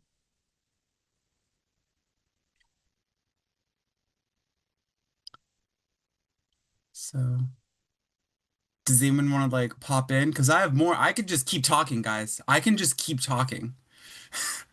Before you do, I just want to underscore that the anxiety of wanting to and not maybe being able to take care of our parents in the world as it is today, and how much harder that seems to be. Like, my parents still work. They probably will not retire. They're probably going to work till the day they die, if they can. And me and my sister never spoken about the fact that like we're unable to take care of them in any meaningful way. And so you're raising up a lot of those anxieties, which is, you know, it is what it is. But I'm really glad you brought that up, because it was kind of lurking in the background, this shadow of like, hey, the deal was they raised you as best they could, fed you, clothed you, made sure you got education, made sure you were like self-sufficient, and one day you were going to be able to return the fucking favor. And it's like, man, there's some moments where I haven't had to hit up my parents for money in a while, but in my earlier 30s, there were moments where it's like, I can't lose the car, or like I need to make rent, and like they still had to step in and help their son. And I was just like, like they were glad to do it, but it's like, geez, like I would love to be able to, you know what I mean? Yeah. I keep thinking of, Daniel, you brought up also earlier the word ambivalence, and I think of how true that, or I think of ambivalence as like the two feelings at once that are often contradictory with each other. We long to draw near our parents, and we want to distance ourselves at the same time.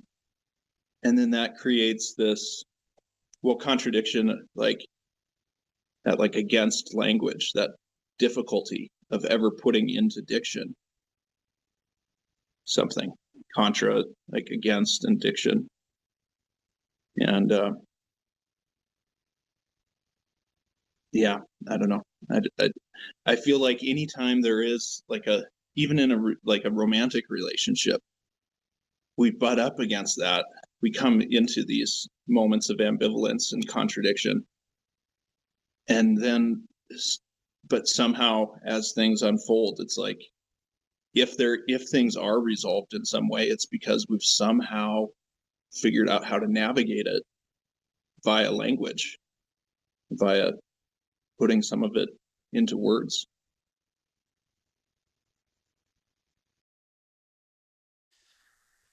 That's really great, Tyler. Thank you. What's up, everybody? I'm back, and I've got good news.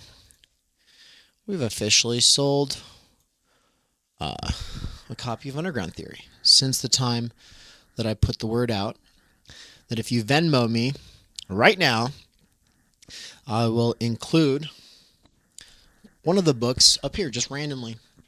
Something cool. Who knows? You might open it up to a page and it's just what you needed to see. Random books can be real neat. I might throw in a couple. Who knows? But yeah, I've got 4 other copies of Underground Theory that need to go. You can Venmo me at theory_underground. And that's the handle on Venmo. You can also, I think, PayPal hello.theoryunderground@gmail.com. I don't know if Ann is still in the chat, but Ann, if you can hear this, you can confirm or deny. I'm not exactly sure. But what I want to turn our focus to here is my reflections on the next 2 hours of conversation that happened while I was away. And so the first, and maybe one of the most profound things that I wanted to talk about was the sort of the idea of having a blockage with your mom. And I have a blockage with all of your moms. No, I'm just kidding. I had to get a mom joke in there. Let's see. I'm trying to find the logo. Never mind. So, on the idea of feeling estranged from your mom because you can't really talk to her about the things that you're into. I really liked where Tyler went with it, which was just telling her, hey, you know, I'm worried about freaking you out because I'm into all these crazy theorists now. And at the same time, what Daniel had to say in the parts that we've already seen, as well as parts that happen later, where it's, you know, he brings in proximity. You know, how it's strange to be far away, and then when you visit, you just watch TV, and you don't really have much to talk about. And I think both of these helped me think about something: content versus form. What is the content of a relationship or of a discourse between two interlocutors versus the form, right? Well, in the case of you with, let's just say, as an example, I know we have orphans in the chat, et cetera, but let's just say you're feeling estranged because there's nothing really being talked about, right? Well, the what's to talk about is like the content, whereas the fact that you care, in a sort of sense, is the form. Not just that you care, but that you tend to the relationship, that you actually present yourself from time to time and check in. It's more about the hey, I care than it is about the me as a consumer identity feels seen, right? And so in the case of Tyler having these thoughts like, oh, what if it's just gonna freak her out and she'll be worried about me because I'm into Marx and Freud now. It's like, by confessing to her that worry, she was able to see, yeah, he's getting into some weird stuff. But what matters is that he's aware that it's weird and he is worried about the relationship. Right?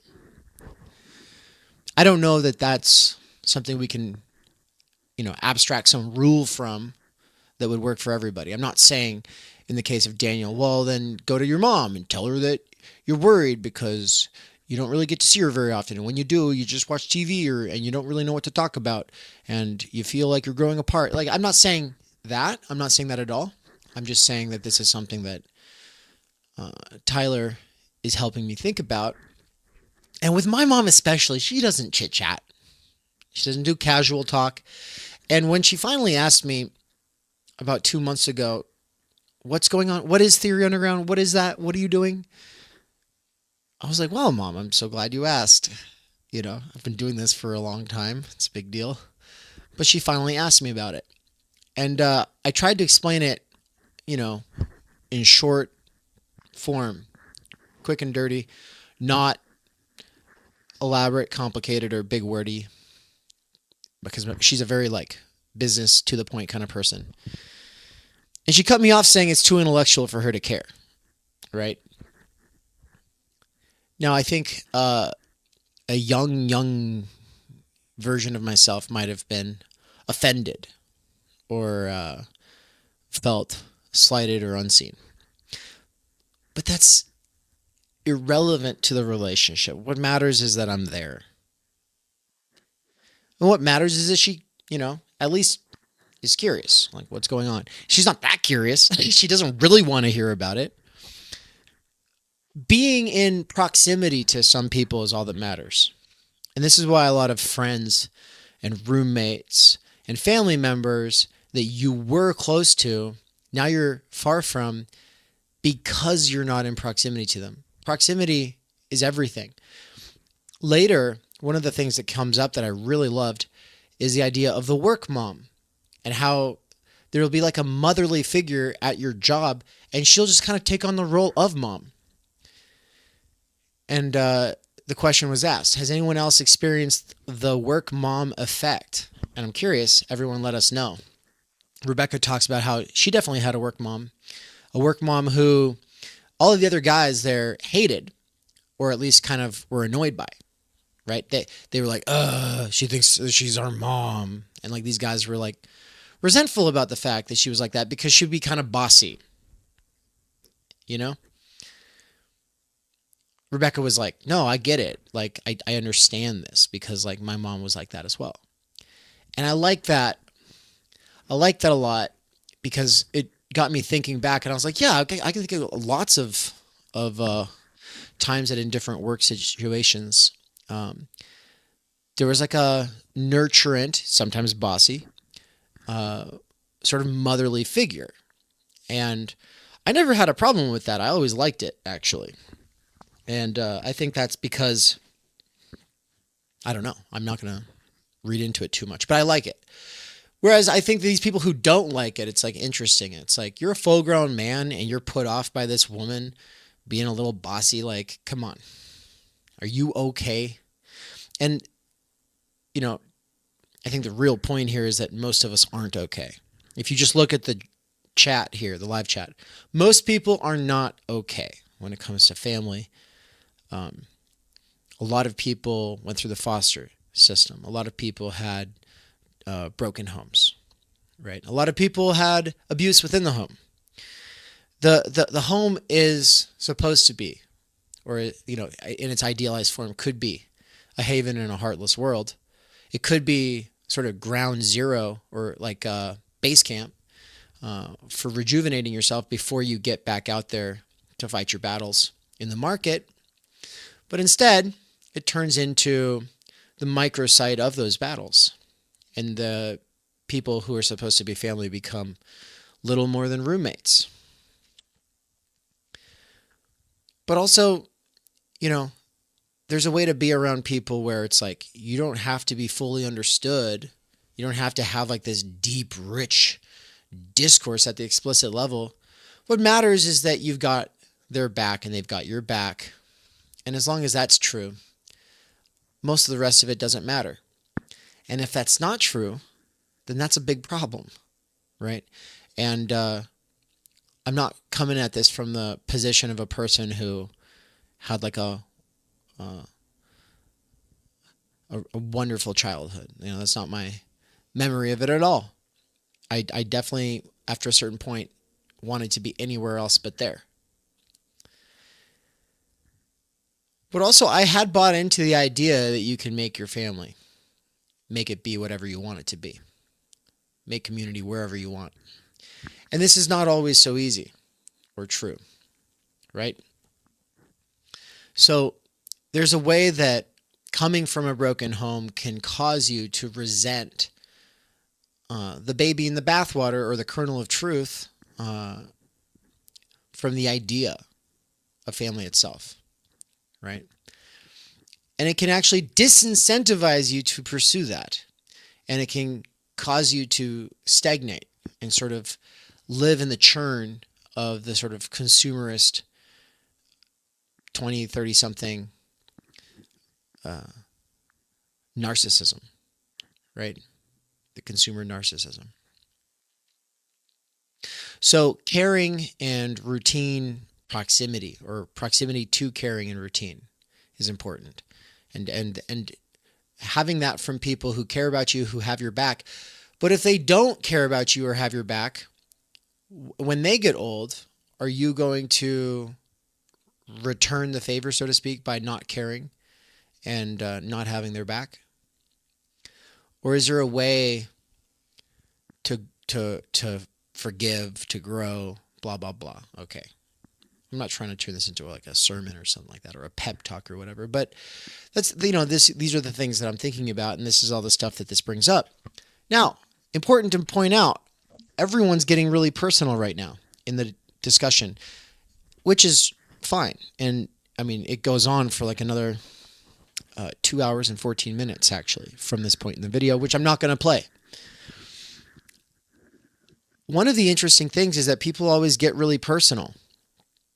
If you go back to my opening remarks, besides the fact that I said that I wanted to be there for my dad's choir thing, I wasn't getting really personal. I was talking pretty abstractly about the family in a sort of generalizing, idealized way. that is not as simplistic as I think some people in the live chat tried to make it out to seem. Okay? I don't think everyone was being so attentive. But I think a lot of you were picking up on it. The thing is what it caused people to reflect on is their personal relationships. And I think that there's something special about that, but we have to always think about like how the personal relates to the universal or to how society should be organized. And the thing I want to safeguard against is this idea that it's about you. If you're an intellectual, you're either part of the priest class or you could have been if things had gone differently. Or, you know, the modern day priest class is the PMC, right? The point is intellectuals traditionally have a role of trying to lead and uplift society. But because of individualist, narcissistic hedonism that is all just a part of liberalism, which is to say capitalism, what we have is a person who says, oh, no, that's not working out for me. That didn't work out for me. That was really bad for me. Or, oh, I don't want that. I don't want to start a family. It's not right for me. And they use that as a way of just obsessing on what they want, as opposed to what is ideal or should work or would work better for most people, right? It shouldn't be about you. You know, if you're the exception to the rule, then you should go become a monk or a nun or whatever the modern day equivalent of that would be. But then your decisions and the ideas you advocate for and the systems you support should not be ones that would just work for you as a nun or a monk. They should be the ones that would work for the rearing of children. Which is why I'm going to play a little bit from this book, Why Americans Must Defy the Elites, Forge Strong Families, and Save Civilization, by Brad Wilcox. I mean, the real title is Get Married. A very provocative, trad-sounding title, but I just want you to listen to the first 12 minutes of it, and then I'll be back with more to say. Let's see if I can get this going. It's probably going to try to pick up where I left off. No.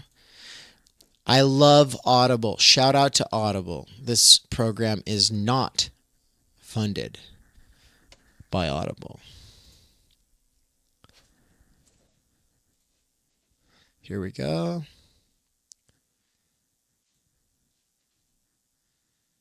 Preface. Devaluing our most important institution.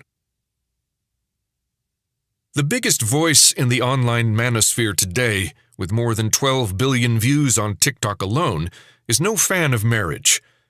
Andrew Tate, a former kickboxer who has been described as the king of toxic masculinity, has made it clear that he does not think much of our oldest social institution. The problem is there is zero advantage to marriage in the Western world for a man, said Tate. There is zero statistical advantage.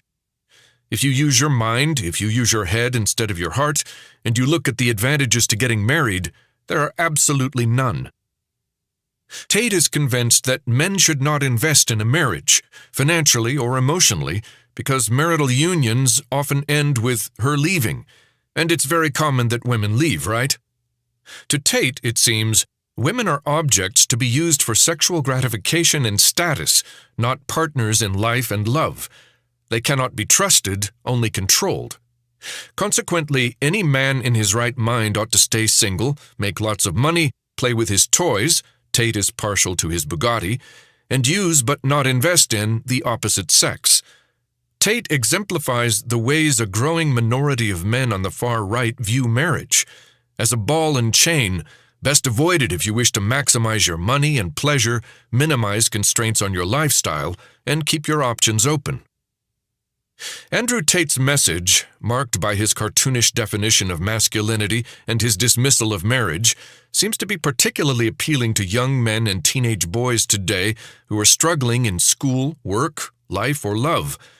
These are the West's lost boys, to borrow the evocative phrasing of the Brookings Institution's Richard Reeves. If you doubt that Tate's message is resonating with a substantial minority of young men, ask a teenage boy in your circle about him. In a world where so many boys and men are rudderless, devoid of meaning, purpose, and a place in the world, Tate seems to have answers to the questions they are asking about the path that a man should take in life. Surprisingly, some aspects of Tate's perspective on marriage are echoed from the opposite end of the political spectrum. Consider the following Bloomberg headline trending on Twitter one night as I was finishing this book: "Women who stay single and don't have kids are getting richer."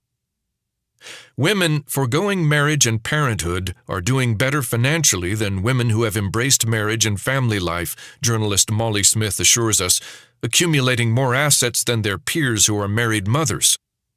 Leaning into a job for corporate America rather than into family life is the pathway to prosperity. Moreover, the women profiled in this story are not just making bank. They are all, to a woman, very happy with the life choices they have made. "I love my life and feel very fulfilled," says Ashley Marrero, a 43-year-old single, childless professional profiled in the article.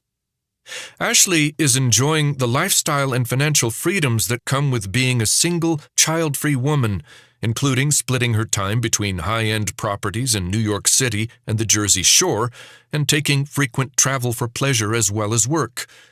The message the article conveys to women is clear and surprisingly congruent with Andrew Tate's message to men, minus the misogyny. Work, money, freedom, and the unencumbered life are the recipe for a meaningful and happy life.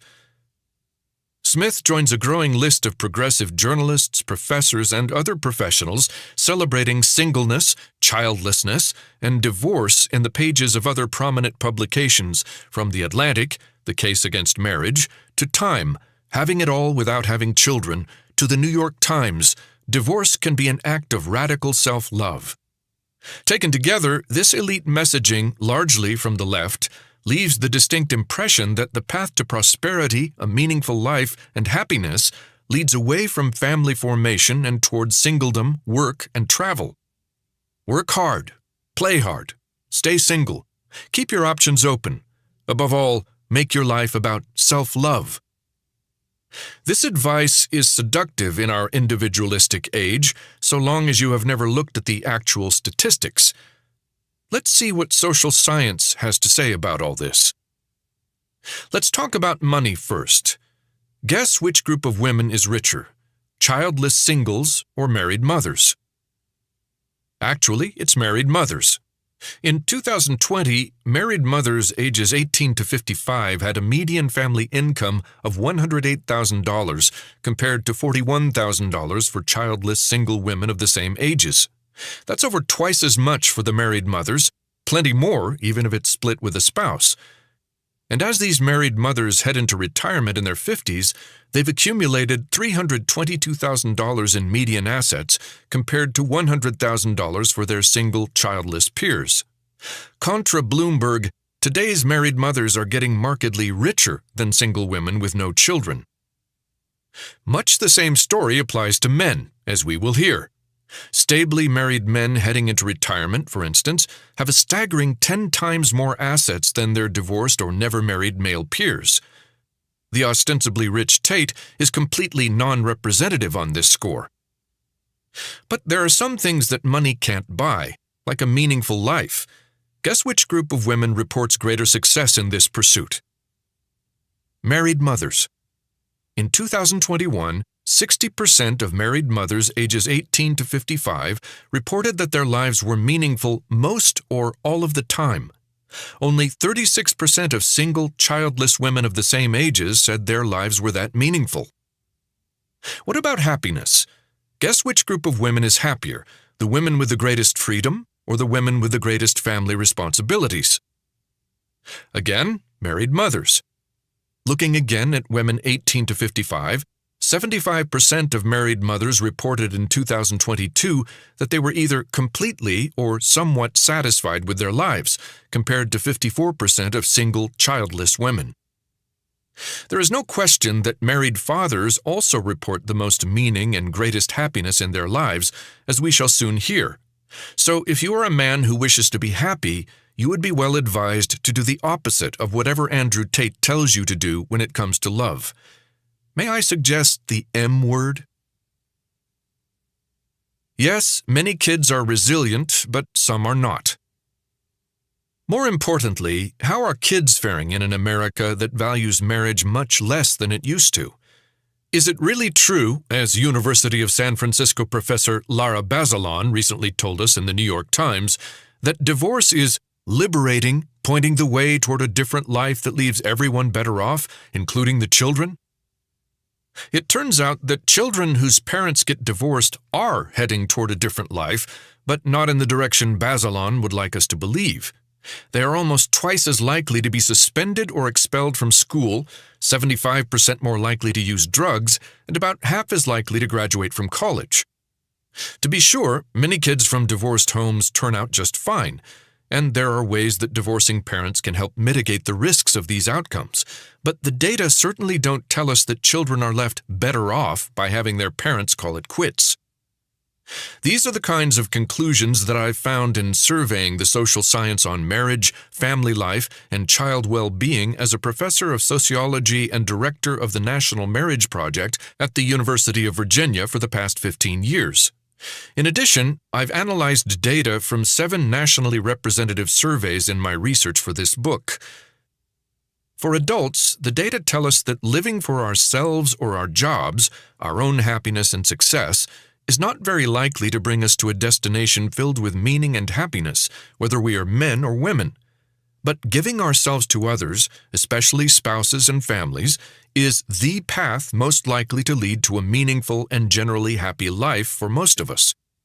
And because marriage allows couples to pool income and assets and enjoy economies of scale and avoid redundant expenses, it also leads to a heck of a lot more prosperity for the average Joe and Jane than staying single or ending your marriage. The data could not be clearer. Women like Bloomberg's Ashley and men like Andrew Tate are outliers. Likewise, having the benefit of a family headed by stably married parents, where both parents are on hand to love you day in, day out, share life's joys and frustrations, and devote their combined financial resources to your home, your extracurriculars, and your schooling, ends up being the ultimate privilege for the millions of today's boys and girls across America who are fortunate enough to grow up in an intact family. If Richard Reeves has found Wendy's lost boys, then Professor Bazelon seems to have found Alice's looking glass and fallen through it to a place where small is big and down is up. A dream slipping away. Outside of the gentrified urban neighborhoods and gilded suburbs where highly educated and well-heeled Americans make their homes today, we know that the American dream is out of reach for untold millions. Too many communities in rural and urban America are riddled with violent crime, fentanyl, school failure, and idle men. Divorced and never-married working-class men and women are turning to drink, pills, or the barrel of a gun in record numbers, dying premature deaths of despair by the hundreds of thousands. Growing numbers of young men and women are anxious, lonely, and unmoored, devoid of meaning and purpose in their lives. All right. I'm back. So, if anybody wants a moped, I'm selling a moped as well. Yes, we already sold a copy of Underground Theory, as well as the bonus books that I throw in the package, the random ones that I was showing on screen right here. Oh yeah, check those out. And then, yeah, which ones did I give? So, to Jordan, who ordered a book, sent me $30 for a book, sticker, and a random book. I actually threw in 2 books. One of them being this one right here on the bottom right, called The Information Society. That's a fascinating looking book. I'll probably kick myself for getting rid of some of these books, including that one. That one's probably very important, but it is what it is. So anyway, this book that we were just listening to, Get Married by Brad Wilcox, it's very important because a lot of you are probably the kinds of people who might not need the kind of grounding that it can provide. But you're not exactly a representative of your average person, are you? Right? This is the difference between the priest class and the laity. It's really sad that fringe people today are centered and turned into the norm as opposed to being uplifted as potential supporters of the laity, right? And maybe I'm being a little overly simplistic. Such is the medium. Get over it. Now, with all of that said, I'm going to play something else here in a minute. But first, I want to read a few more of my notes, thoughts that were provoked by stuff that you all already heard, I think. If you've been here, let me know if you've been here. If you haven't been here, if you're just getting here, let me know. Say hello. If you've been here this whole time, let me know. I really liked a bunch of the other threads that came up from the conversation yesterday. Parts that I will not be playing, as well as some parts that maybe you did hear. Not being able to afford supporting one's parents and feeling dread about that is a serious issue, right? It's an issue that we need to do something about.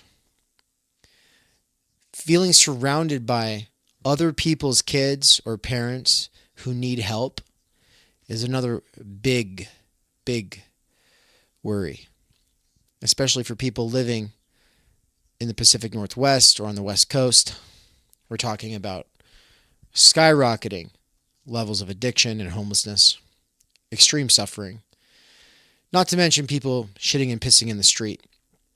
You know, like nobody wants to be around these super expensive cities anymore. Like the nicer areas are in the periphery because the situation is what it is. And there are people saying, well, we just need to bite the bullet and tax people. There's other people saying taxes don't matter. We can just print the money. There's other people saying, well, we can build housing facilities. These people should not be put back to work. Then there's other people saying, well, we could put them up to something like what the Irish government did. And I think this was Evan responding to this. He was talking about the Irish potato famine, and he was talking about how the government put people to work building walls out of rocks that didn't really serve a purpose, like they're aesthetic, but they weren't really needed. It was just a way to keep people busy and to make it so they didn't feel like they were being given the free money, because being given that free money can be very demoralizing, right? And so that's an interesting concept, an idea. Useless walls. Building useless walls. Well, I mean, I don't know that we need more bullshit jobs. There seems to be like a lot of things people could do. A lot of things that people could do. For instance, like a city that currently has maybe like landscaping and leaf raking. I'm just using a random example I'm pulling out of my ass here, but like this is one of those things people could do, right? They could do, like, it doesn't have to be a business. And then people say, oh, you're going to put some landscapers out of business. Everything that we could possibly do that would redistribute work might put someone out of business, right? That's going to be part of moving from a society that is job-centric to where those jobs get reduced to mere chores people do to give back. But chores as opposed to jobs, the real difference here is one of how much time does it actually take up? Are you doing it for survival wages, or are you doing it just to carry your own weight a couple hours a day? a couple days a week, whatever. What's the goal here? And of course, this is why you need T3 institutions. You free people's time up, and then they go goon in their cave, right? Like that's not going to return the rich, vibrant sort of networks of civic and social humanity to a town or a city. It requires people being freed up, people who are passionate about the arts, to be freed up to be beacons in a sort of sense.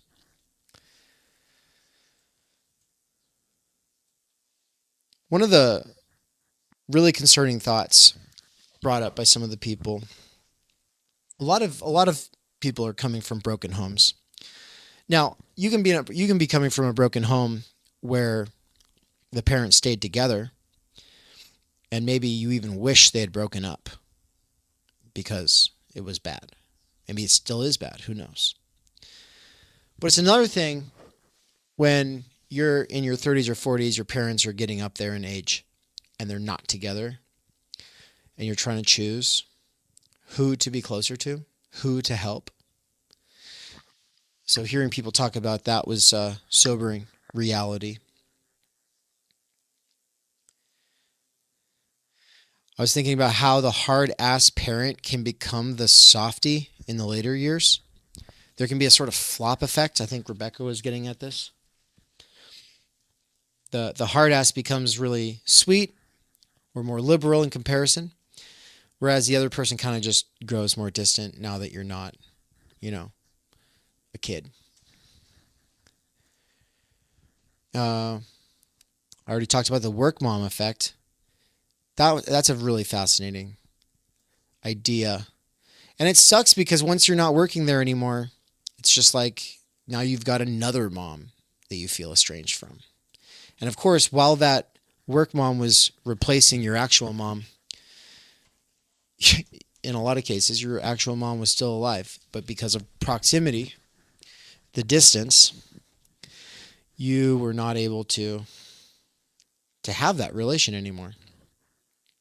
So you try to keep the relation going through a group chat or through memes or texts or calls, but that's just not the same, is it?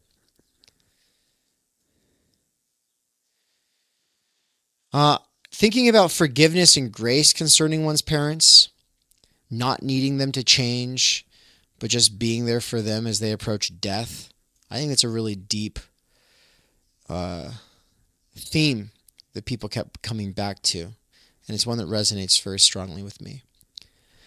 Preparing ourselves for our parents' inevitable death by doing those things we'll regret not having done before they pass.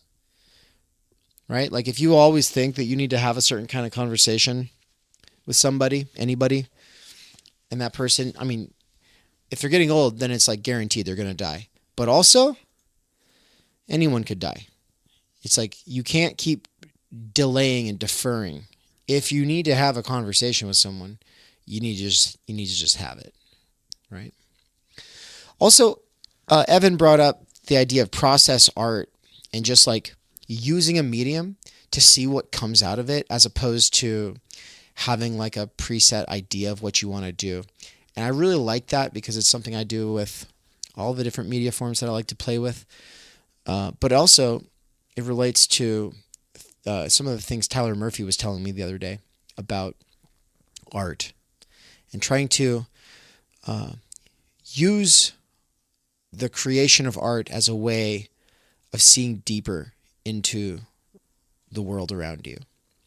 The obvious example being, paint something you love to look at, it'll help you see it in a new way. So some of the things that this has stirred up for me,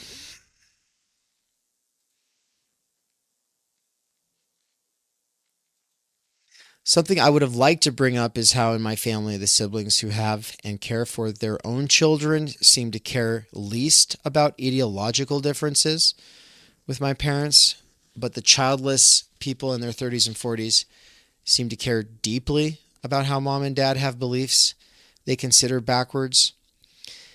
And I'm thinking, that's interesting. It's like I have a lot of siblings, and it's the ones with their own children who just really couldn't care less what mom and dad believe.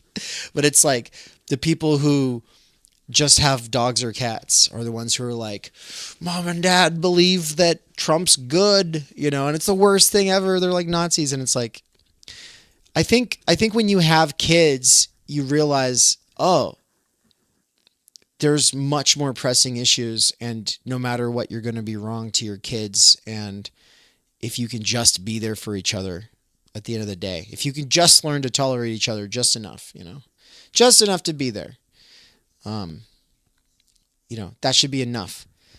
People need to stop acting like it's politics to convert your family members to anything, or that it's or that it's religious. I would say it's not religious to be trying to convert your family members.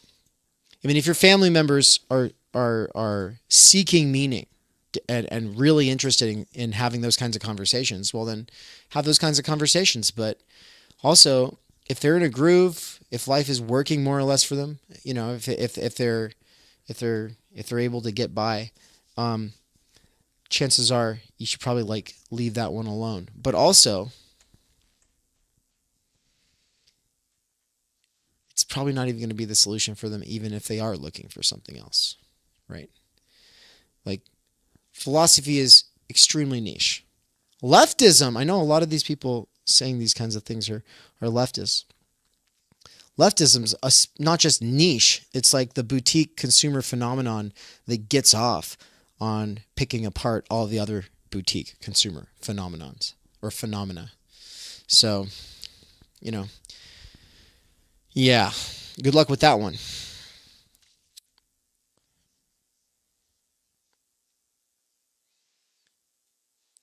So that makes me also think about explicit ideology as opposed to implicit or obscene, right? Using the basic Zizekian framework. There's the explicit ideology of the message, what you genuinely believe to be true or good or just. The implicit message, well, there could be something more going on implicitly, but the much deeper side is the jouissance had. It's like, if you're caught up in an ideological mindset and scripted mode that has you using the rhetoric of someone with borderline personality disorder in an attempt to socially gaslight or blackmail your family members into changing their beliefs, you might want to step back. You just might.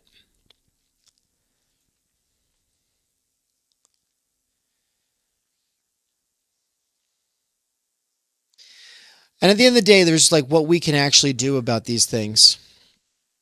And then there's the bigger structures. And so we already touched on this earlier.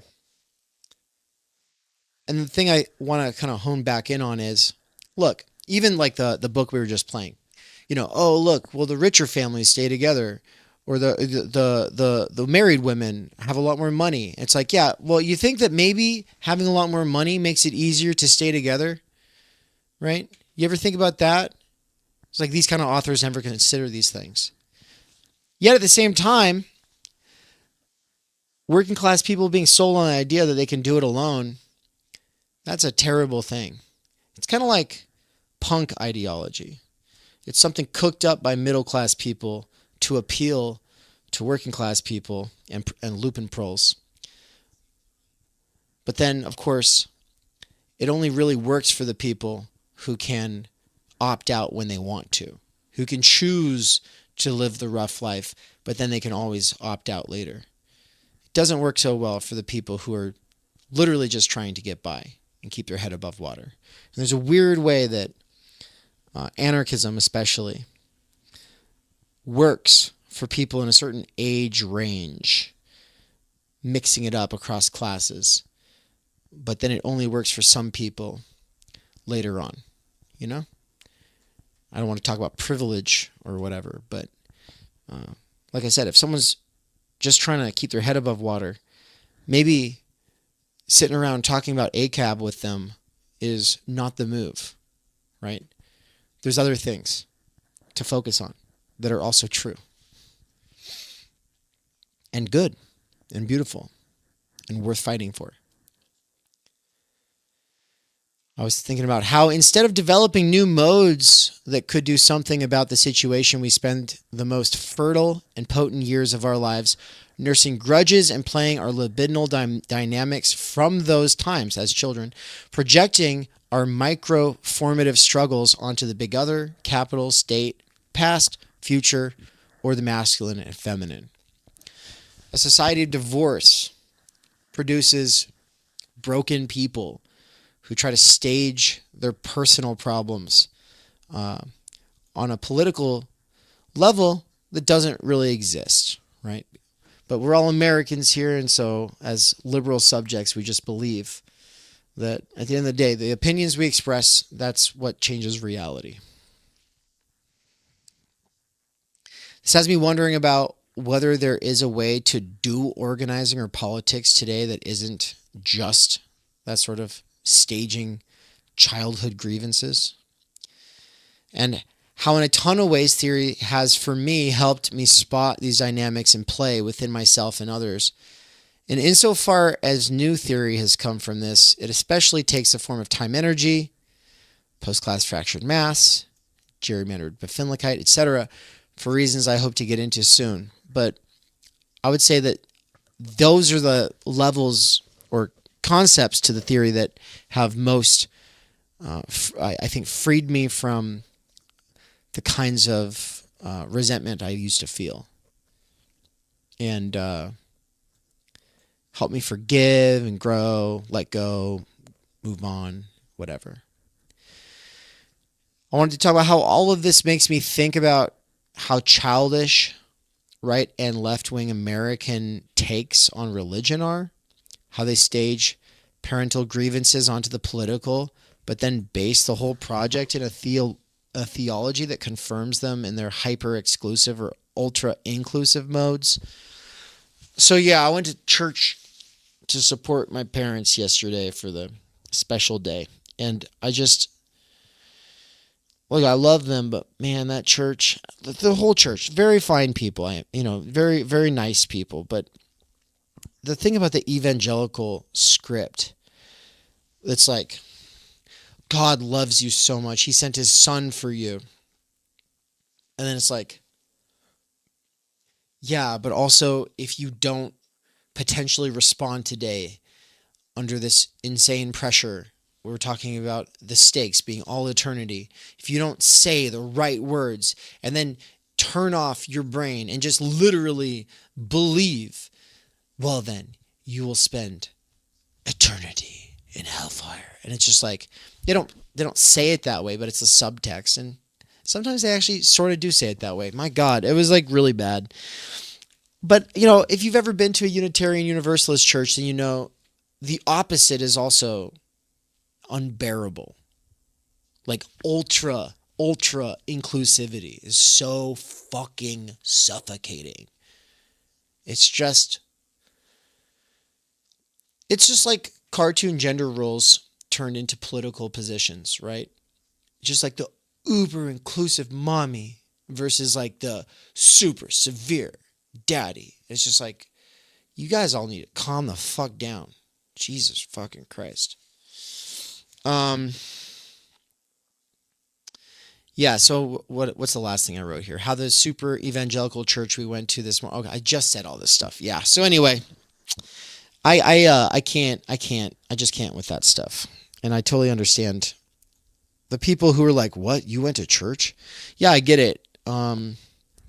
It takes a little bit of patience or tolerance or even like forgiveness and grace on my part to be in there and not get up and walk over and be like, this is fucking bullshit, you guys.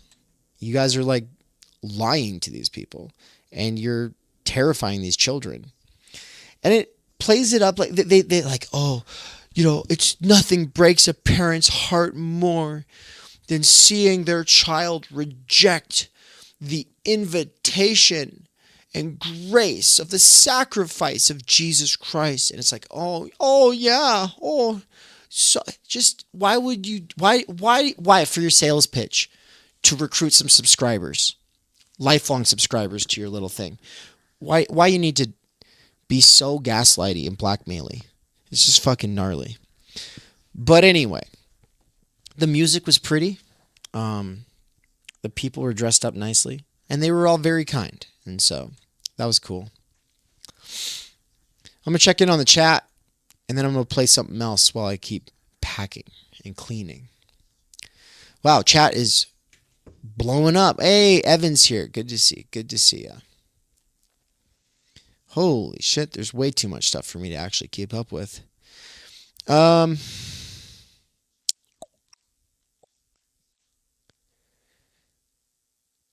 Being in the World said, ancient times until like the 14th century, marriage was primarily viewed as a strategic alliance and contract between families, rather than a union based on romantic love. And I will just say, so what? What's your point?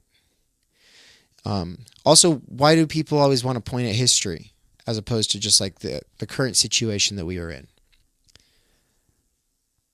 Like whenever you try to say that there's something pragmatic about something currently, people will try to give you some kind of history lesson about something that is completely remote from what you're talking about, and it's weird. It's a weird move, dude. Oh, what's up, Frogman? Good to see you. My 512 said, I wish I had the time, energy, and money to be a paying subscriber. Yeah. Hey, you know, I hope that all the free content is enough to get you through your day. You're a Walmart worker, right? Is that right, Frogman? Is that the Zizek painting Dave talked about? Looks way cooler than I thought, said Big Mustache. Yes, that was it. The one behind Darren? Mm-hmm. Tyler is an incredible talent, Jacob, 100%.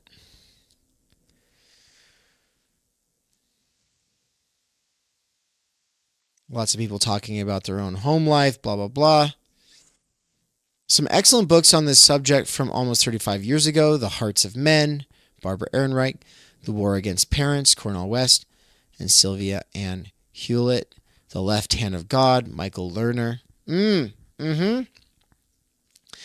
Back when the New Left was still trying to, at least some of them, Cornel West and Ehrenreich in particular, trying to communicate with mainstream American society.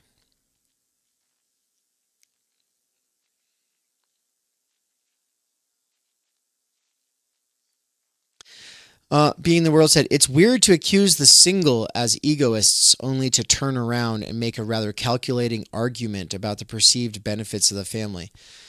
It's not actually weird if the point is to stop seeing yourself as an individual and realize that if we care about institutions that are good for people who are not just us as individuals, then we should actually try to privilege those ones that are beneficial for people other than ourselves. It's not weird at all.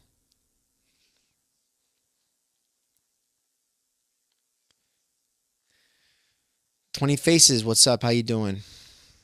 The stats are wrong. The stats are right, but he's wrong about Andrew Tate. Okay. That guy. No, dude, that guy sucks. You would not want to have to be around that guy. Try to think of a situation where you would want to be around that person. For what? Have you seen him and his friends and like the way that... No. It's not a lifestyle. It's a fucking cartoon. They're a joke. It's ridiculous.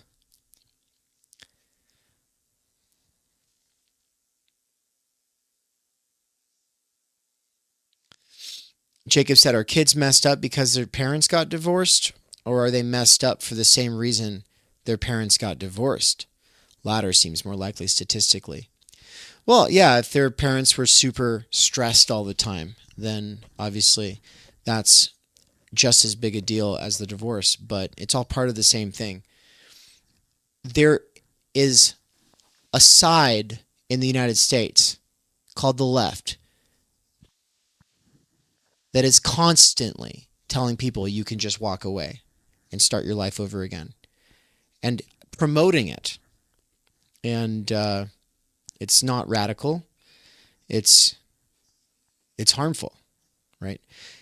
The other side says never leave, and that's also terrible. So the point is prudence, and you should try to be in a relationship where both people help each other, support each other, and do so for the sake of other people besides themselves, right? And so if that's not present, then divorce or not, it's not going to really matter, is it? But I think the ability to stay together speaks to some kind of an ability to compromise, some kind of an ability to still work together even when things are difficult. And that's ultimately more beneficial for a kid to see, obviously, than just a parent stressed all the time and not communicating with anybody unless he or she is doing the serial monogamy thing.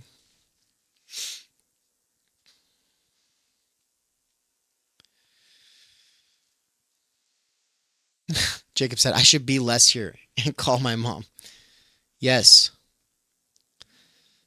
Get off of here. Everyone go call your moms.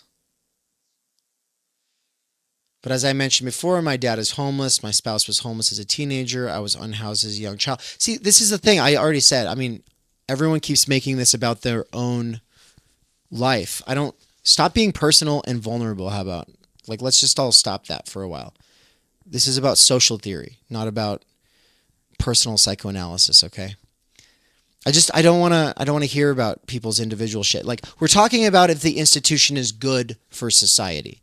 If it does something positive for the majority of people in society or not. We're not talking about our own individual. That's the thing. I already talked about this earlier.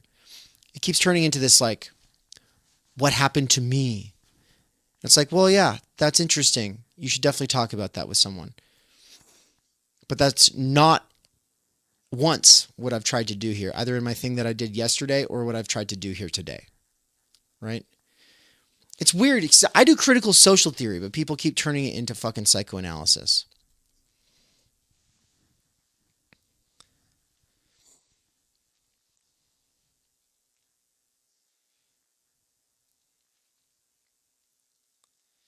Jacob said Black Flag was pretty white trash, though.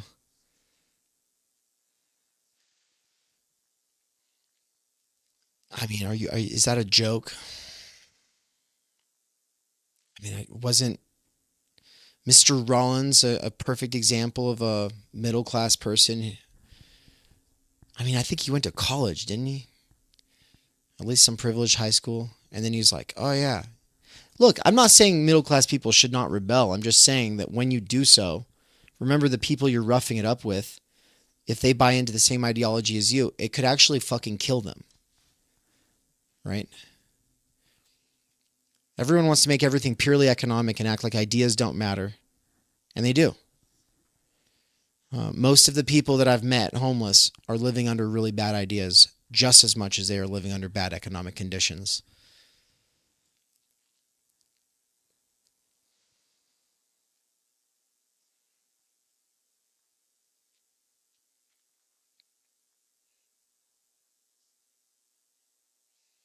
Jacob said, I'm going to take everyone who comes up here on tour to a Sacred Harp singing, especially the folks who don't go to church or communal music.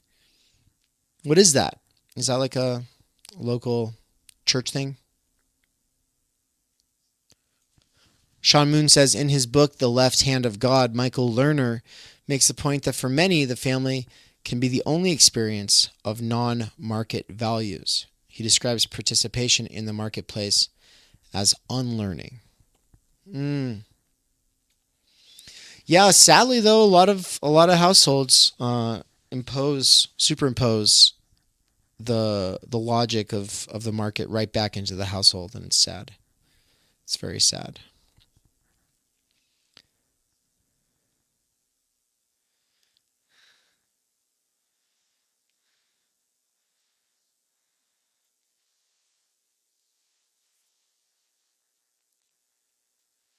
Darren, it's not weird to point out historical changes in the themes being discussed unless the person who keeps doing it keeps trying to do gotchas for the last 3 hours.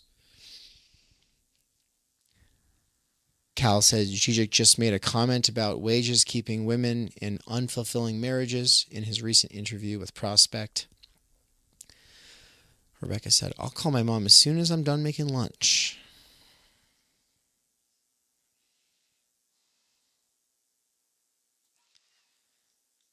Jacob says it's an appeal to authority. I know way more homeless people than anybody else here is my point. And I think the drug narrative is BS. There were no college boys in Black Flag, yo. Okay, well, I don't know. I don't know then. I just thought there was something wrong with Henry Rollins. Jack said marriage does function as the artificial womb from the new left does? Huh? A solution for a symptom and not addressing the root. No thoughts on that, Sean. I read the back of it. I thought it looked stupid, but maybe it's good. All right. I'm going to play that book a little bit more, and then I'm going to queue up at least a half hour of a Michael Downs seminar, and then at least a half hour of a Benjamin Studebaker seminar. Since we're doing a behind-the-scenes sneak peek sort of stream while I'm packing, while I'm moving. Right now I'm going to go list the moped for sale on Facebook Marketplace. So if anybody wants a moped, I think I'm going to sell it for $1,200. It's a lot of fun. I really like it. It wasn't so much fun driving it in the wintertime out of necessity. It was actually really cold, and I'd have to bundle up, and it was still pretty cold. But in the summertime, are you kidding me? There's no better way to get around. And most people in the world know that, because if you go anywhere else, mopeds are the bee's knees. That's at least the most affordable way to get around.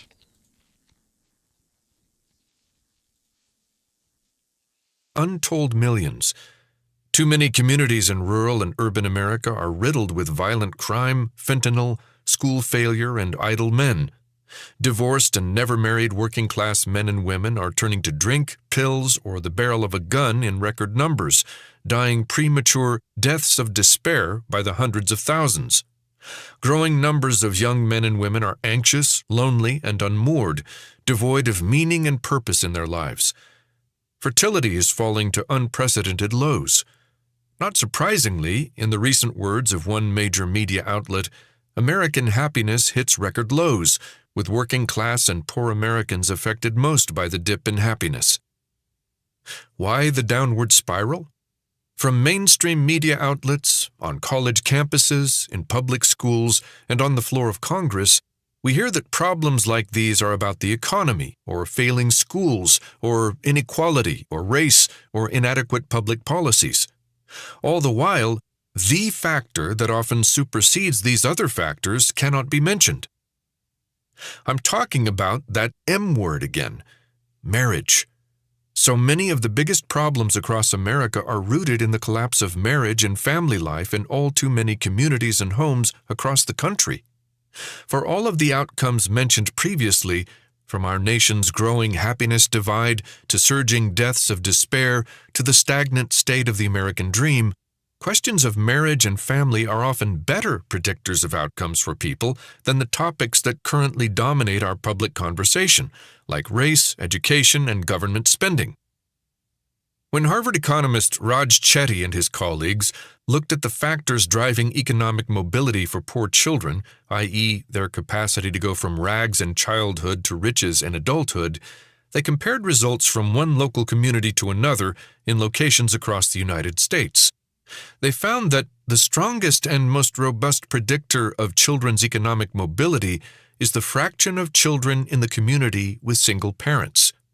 In other words, the best community predictor of poor children remaining stuck in poverty as adults was the share of kids in their communities living in a single-parent family.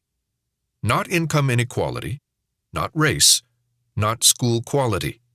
Family structure was the biggest factor in predicting poor kids' odds of realizing the American dream in communities across the country. Or consider the growing happiness divide in American life. Educated and affluent Americans have seen their happiness levels dip a bit in recent years, but the happiness of lower SES people has decreased dramatically, according to psychologist Jean Twenge. This means there's a growing happiness gap between more privileged and less privileged Americans. Guess what is one of the biggest factors explaining our country's class divide in happiness? Marriage. It turns out that the marriage rate is in free fall among our country's poor and working class. This translates into less happiness among those with lower SES, Twenge observed. By contrast, marriage is in much better shape among affluent Americans. Although marriage doesn't account for the entire class gap, it does explain about half of it. Research like this tells us that fixing what ails America starts with renewing marriage and family life, especially in poor and working class communities where the fabric of family life is weakest. This insight, along with a desire to... All right. So, I said I was going to just play that until I had the next thing. So what I'm going to play for you all now is a little bit of Seminar 7, or Seminar Session 7 of the Mikey Seminar on alienation. Somebody actually said that this was like a religious experience for him. So, yeah, it's a great one. It's like a banger. So, I'm going to play at least, I don't know, we'll see. 40 minutes, something like that. Let's go. Yeah, people still trickling in. Rua's just got here. Great. Well, I'm going to hit the buttons and kick this thing off. Recording in progress. Now, we're going to kill a little time for a second before we actually launch into it, give people a couple more minutes to get here. But I want to start off with taking this screenshot Mikey shared with me. I'm going to drop it into the chat so you guys can see it. That's all right, Mikey, if I show it to people? I mean, this is public on Twitter or X. Yeah. Check this out, everybody. So Mikey sent his transcript to Nick Land because the current quote on the back of the book is fake. And basically like, well, what if he actually wanted to write a real quote on the back? And that's what Mikey tried to get out of him. And so now Land's actually reading Mikey's Zizikian critique of him, which is insane to me. That's crazy. I did not, like, it seemed like a 3% chance that would happen in my mind. So Mikey, tell everyone what's going on with that. Yeah, so I've developed a bit of a rapport with him on X, and he'll chime in sometimes, or I'll comment on his stuff. And so I emailed him and just said, hey, it would really mean a lot to get a blurb from you. And he was like, well, trying to get your actual book sent here to China would be really difficult. I'm like, Nick, I'll just send you a PDF, man. So I sent him a PDF of it, and he was like, well, I'm on vacation right now, but I'll get to it when I can. But then today or whenever he emailed me and told me he is reading it and he's gotten through some of it.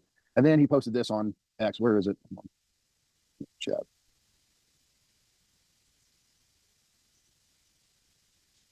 So yeah, there's the table of contents. I don't know if you guys know. Yeah, Dave's writing a publisher's preface, and Todd McGowan has written a foreword for me. And then, so the Zone 0, Zone 1, I'm not going to go into the whole thing with the pneumogram, obviously, here, but familiarity, right? One of the lemurs, and this origin story of this is all occult stuff. I mean, this whole thing with lemurs, which means that their numbers all add up to 9. So they're... Yeah, I'm skipping ahead till when the actual seminar session starts. This is just Mikey talking about some of the stuff in the book. He's talking about the theory fiction, etc. So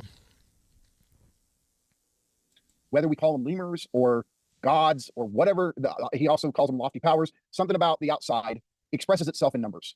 And so you can get a read on the future. You can get a read on the usages of that. Wonder what if I could have sent this to 1997 Land, occult stuff, to be able to include, in my book, there's a part. Well, the main point is. Oh, all right. Well, yeah. See if the spine holds. normal font size. Yeah, that's our main problem, is just wanting to make sure that the spine holds. If you want to get involved with Theory Underground, like do something, I bought some of the books that I was. That every one of my favorite thinkers in some way wrote. So what all the different quotes. That's the update. That'll be tomorrow at noon my time, which is 2 p.m. Eastern. And Mikey, welcome to the floor. Yo. Okay, everybody. So this week, yeah, I told Dave this was gonna. At least I'm gonna try to make this somewhat of a special lecture because I'm gonna try to cover a lot of ground. Now, when I was approaching this, I was sitting there going, okay, I could try to weave all the different quotes in that I would like to read with you guys. And then as I started doing that, I'm like, we'll get through like 3 of them. The point is, we're going to do maybe another version of this either next month or down the road. So what I'm going to do today, right now, I've been thinking a lot about alienation. And this concept is one that every one of my favorite thinkers in some way wrestles with, uses, and yet there's a lot of equivocation, a lot of misunderstanding, confusion surrounding this. And I think the reason it's been on my mind so much is that I keep having conversations with people about Todd McGowan's book, Embracing Alienation. Now, as you guys all know, Todd is one of the main influences on my thinking. But this thing with alienation's one of the things he argues where I agree with him, but then I have I'm hesitant to just go 100% Todd gets it right, because he opposes his position to Marx and what Marx was getting at with alienation in ways, right? And the way he frames Marx's theory of alienation is one of, well, Marx believes that there's some sort of wholeness that can be reestablished, some sort of belonging in a pure sense that can be established, and that capitalism has deprived us of this. I don't think that's what Marx means. But more or less, like the position Todd's holding on alienation, I agree with. I have my issues with how he's interpreting Marx. And this is a conversation I want to have with him again at some point. But thinking about this so much lately has gotten me thinking about what all my different favorite philosophers think, because alienation is this crucial core concept that philosophers are always, at least in our, orbit of philosophers, they're always talking about alienation. Every one of them that has influenced me has something to say about alienation in some way. And so I'll give you like the thing. I believe in unalienated alienation. Now, what that means is going to take some finessing, but normally, and Todd's right about this, alienation is usually presented as a bad thing, and it's something to be overcome. So somehow we find ourselves in some alienated state that hinders us, that harms us in a way. And the point is to find a way to become unalienated. And the reason this gets difficult, especially with guys in the Ljubljana school, this is where we start to bring in the fault line, is that what we have with, and this is all of them, Zizek, Zupancic, McGowan, Joan Kopchak, all of these Lacanian thinkers who draw on German idealism, whether it's primarily Hegel or Kant, because of the influence that Hegel and Lacan have on all of them, they end up holding the position that we are ontologically alienated, that alienation is our fundamental ontological default setting. And so the idea that somehow, we have some pure mode of belonging in our existence and somehow that gets corrupted and then we get alienated from it, this is a misunderstanding.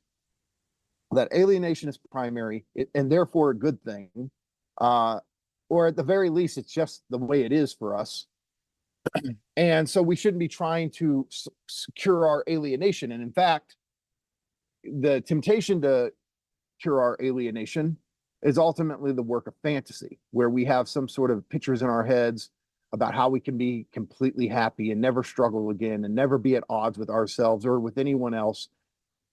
And this type of phantasmatic wholeness seems to be the temptation that keeps us thinking, oh, alienation is a bad thing. Well, for the Lacanian and Hegelian thinkers, no, what we need to do is free ourselves from the fantasies of pure wholeness, right? And accept the fact that we're lacking, accept the fact that we're always ontologically out of joint, so to speak. And instead of trying to, cover that over with fantasy. So the question is, okay, and Zizek's very clear on this. He understands that there's this issue between the Lacanian theory of alienation and the Marxist theory of alienation. And in two of his recent books, I thank you, Rebecca, for putting this on my radar yesterday. In two of his recent books, I went back and looked at these today, Hegel and a Wired Brain and Surplus Enjoyment. Slavoj does a lot of good stuff with alienation in these newer books. And if you're interested in what he has to say about alienation, check out those two books in particular. A lot of good stuff. And he skips around as, standard Zizek does, but he engages with alienation and uses the term and the concept more in those books than I have seen him do elsewhere. But in both of those texts, he emphasizes this struggle to square the circle between Lacan's ontological theory of alienation and Marx's economic material theory of alienation. And he was like, it's not, oh, one's right, one's wrong. Oh, we can fix it like this. No, there's nuance here that has to be worked through. But at the end of the day, for the Ljubljana school, what has to be recognized as our fundamental ontological alienation, precisely because we're alienated in language, in the identities provided to us by the symbolic order. Now, what's interesting about this is that, it leads Todd to just straight up affirm alienation. And his maxim in his book, Embracing Alienation, is alienation is emancipation. Alienation is freedom, right? This is keeping in line. Zizek holds us the same position, Zupancic, Lacan. This is part of the Ljubljana school. What's interesting about this affirmation of alienation in light of our, fault line theory with Ljubljana versus CCRU is that everybody over with Nick in his camp, they also embrace alienation and affirm it, right? So in one of the essays in the Accelerationist Reader that Nick and Sadie Plant wrote, I believe it's cyber positivity or something like that. Actually, blank here. Yeah, cyber positive. In that essay, they say alienated and loving it, and then they go into more details about why. Now, for Nick and Plant, the point is capitalism is constantly uprooting. This is the D&G influence, deterritorialization, constantly modifying things, changing things, revolutionizing things. And henceforth, alienation becomes a kind of default setting in capitalism, which as accelerationists, they're going to affirm that, right? And so the question is, considering how many contradictions, incompatibilities, fundamental differences between Ljubljana School and CCRU, isn't it odd that they both agree that alienation's a good thing? What is it about these two that have different ontologies, different, you could even say different ethics? How do they agree that alienation's a good thing? Well, it's that both schools of thought have an issue with identity. And this is the core thing, that identity is a fake or it's not the whole story, right? So for CCRU, we are libidinal intensities. This goes back to Land's libidinal materialism. It goes back to D&G's schizoanalysis and their concept of desiring production. And the point is for them, what we think of as like stable fixed identity is really kind of an epiphenomenon of the flow of libidinal energies and intensive forces that, in a sense, crystallize or solidify in the form of what we take to be actual things, right? And what this is kind of They, actual things for them are just congealed flows of energy, matter, intensity, etc. And it's almost like, it's funny, Christians, fundamentalists, they like to use the H2O example to describe the nature of the triune God. So they say, well, Father, Son, Holy Spirit. Well, look at H2O. It can be liquid, gas, or solid, right? Because it can freeze. Well, for D and G, what's primary, ontologically, metaphysically speaking, is virtuality and intensity, right? You can think of this as almost like the liquid moving plastic dimension of matter, right? But of course, they understand that stratification occurs, and you can think of this as hardening or crystallizing or coagulation, right? Congealment. And we end up taking these moments where energy and matter congeal into relatively stable identities and think that's the fundamental default setting. That's actuality, right? Whereas we don't see the more fundamental dimension of matter and energy, which is much more fluid, right? And so this is why CCRU, as the Luso-Guattarians, right, they have their issue with representation, with identity, because it freeze frames the universe of becoming, right? And instead of us remembering, like, we're pragmatically doing this because the identity and representation help us, navigate the world. Problem is, we take these pragmatic forms of representation that help us name things and communicate, and we ontologize them. Like, that's the core metaphysical reality of things, which for D&G is obviously not. So, okay, so in short, that's the issue with CCRU, with identity. And they want to free up our desire, free up our flows of energy and libido, etc., to produce the new, connect. This is where they're Deluso-Guattarians. On the Ljubljana side, okay, what's the issue with identity? Well, for Lacan and Zizek, blah, blah, blah, right? It's going to be that our symbolic identities, our social identities, are never the whole of our subjective reality. We are negative subjects, which means there's part of us that always escapes symbolic capture. We're not reducible to the signifiers that name us, that give us a position in the social order. And this remainder of subjectivity in the real, right, that the part that escapes symbolic registration, that is our subjectivity. And the problem is, we have a tendency to reduce ourselves to our social standing, our status, or our egos, right? And this is the issue, is that we lose track that there's this other thing that's, in a sense, they don't use the term true self. And it's because the negative subject doesn't really have any positive characteristics. But that's the point, is that you're never reducible to whatever positive characteristics your society places on you.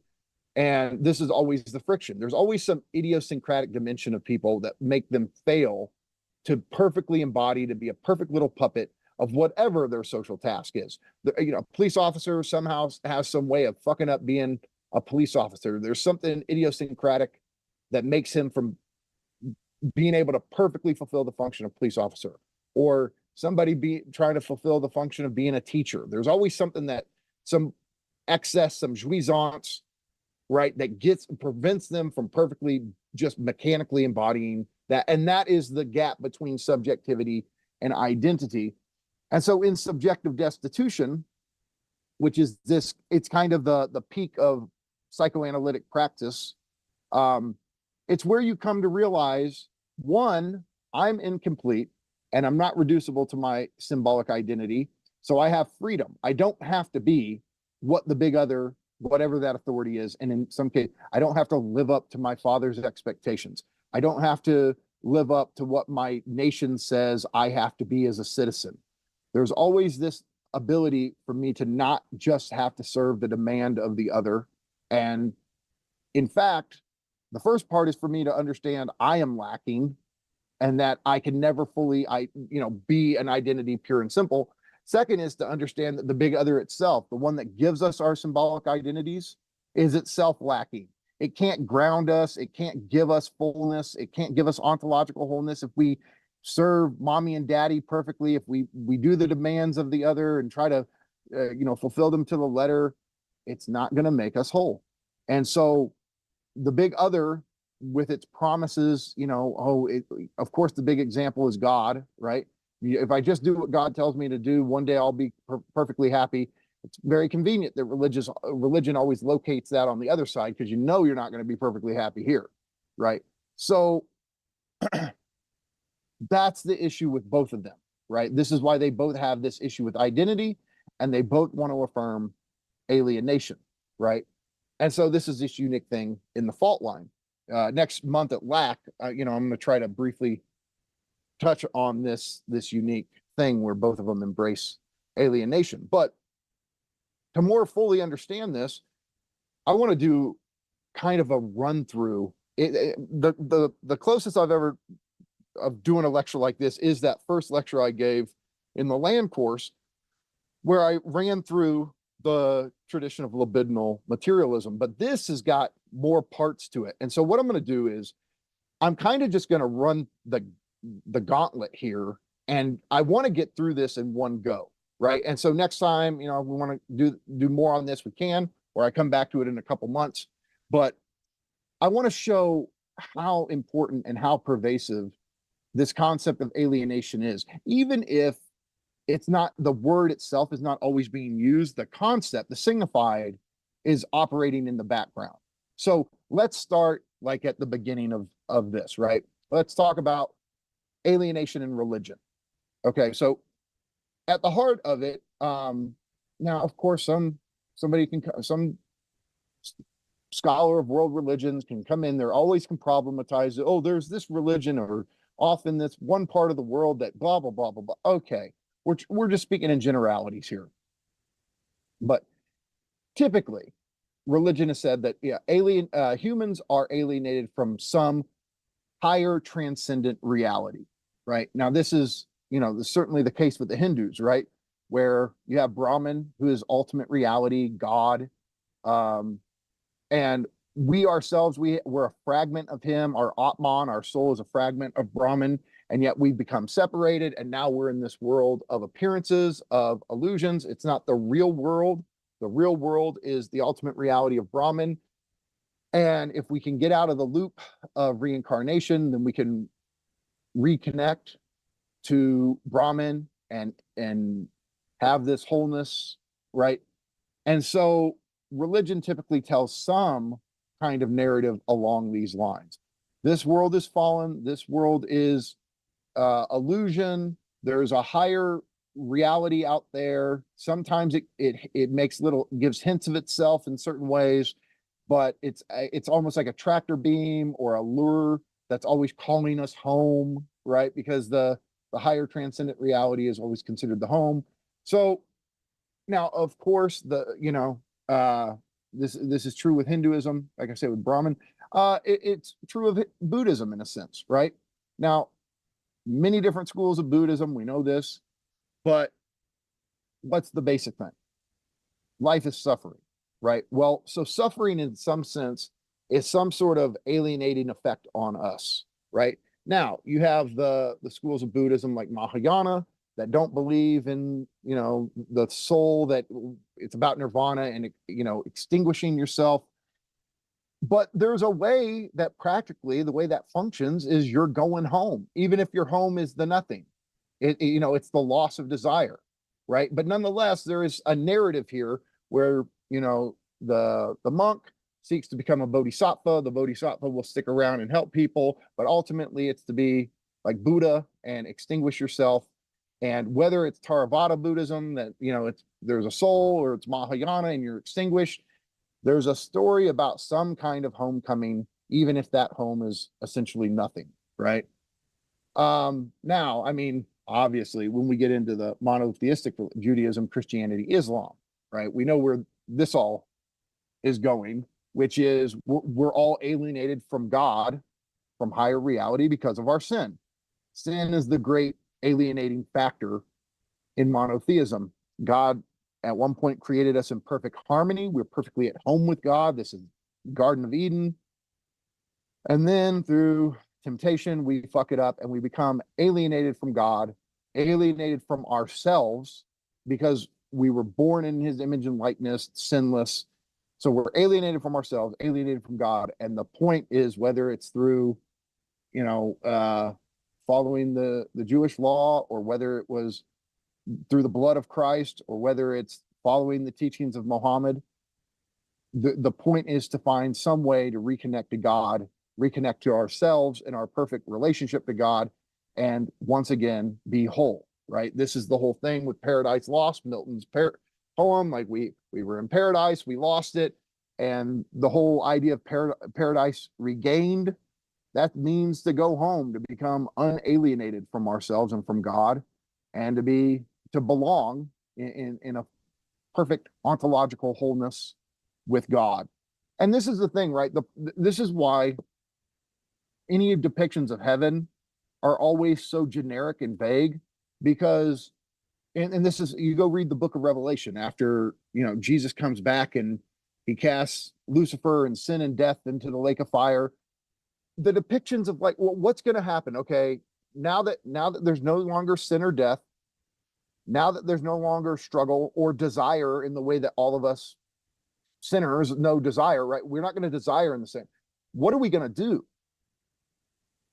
Well, that's why there's no good depictions of what we're going to do. Because for us as humans, we can't really imagine a prolonged existence without contradiction, without struggle, without friction, without jouissance, without, getting in our own way. We can't really envision this.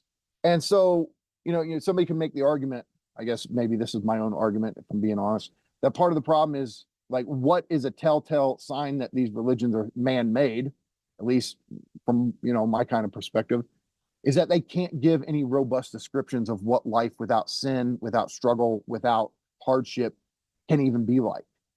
And you want to go, well, if God's writing this stuff, why can't he give us a meaningful depiction of what it will be like? It's like, no, we're not going to go into that, because you'll have to be there on the other side to see it.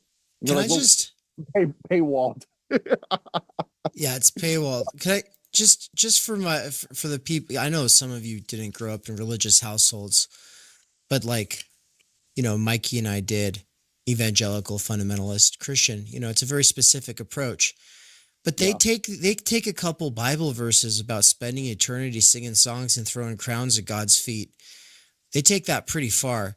And my dad gets all like bright-eyed and like whimsical about it. And my whole life I've always just been like, I don't get it, man. That's eternity, throwing crowns and singing songs. I don't get it. No, and so one of the issues, again, this is kind of a side note, but let's talk about it, because it's so hard to get me to talk about religions. Dave's always like, okay, well, it's happening, so go, just do your thing. Look, my issue with the Bible, at least, is that whenever it depicts what happened in eternity, it's always in temporal terms. So the question is, what is eternity? Well, is it just nothing dies? Nothing, because that's no. And you get into the whole thing. Well, okay, so like Aquinas's argument, you can refashion it to say, well, what it really boils down to is that if time itself is finite, if time itself is a thing, it's a creation, then there had to be a time before time, because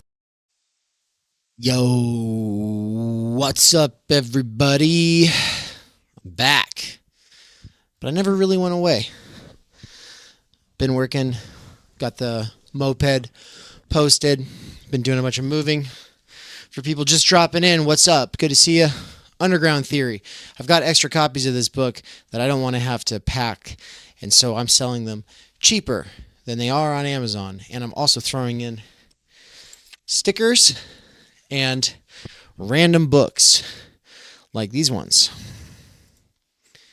There are books that I will randomly package, or you could suggest a couple that you want. Like you could say, well, I want that book by Bell Hooks, All About Love, or I want that book. I mean, let's be honest. If you want one of these sociology textbooks, you're gonna have to give me a little bit extra just because of shipping, obviously. is more. So just send me a bunch of money. I'll hook you up. Send it to @theory_underground on Venmo with your address of where you'd like me to send it to. And I reserve the right to refuse to send it to Antarctica or anywhere crazy. All right? So just make sure that you include some extra money for shipping. We're doing this very informal, very underground style. And so I interrupted Mikey's seminar session because it goes on for another 3 hours and 10 minutes. So we're not going to get to all of it today. That was not the goal here. The goal was to just give you a taste of some of the stuff going on behind the scenes here. Maybe that will become public someday in the future, if that's what he wants. But for now, I just wanted to give you that sneak peek. What we're going to do now is turn it over to a Benjamin Studebaker behind the scenes. Yeah, that's right. You wonder what's going on back there with the Stude. The Studley Stude. Benjamin the Stud Baker. I can't. I was going to try to be cute with his name, but I failed. So instead, I'm just going to get it going. Which one? Like, that's the question. Should it be one of his lectures on Plato or on Aristotle? Or should it be maybe one of his seminar sessions? Decisions. I would leave it up to a vote, but actually I don't believe in democracy, so we're not going to do that. Instead, I think I'm just going to play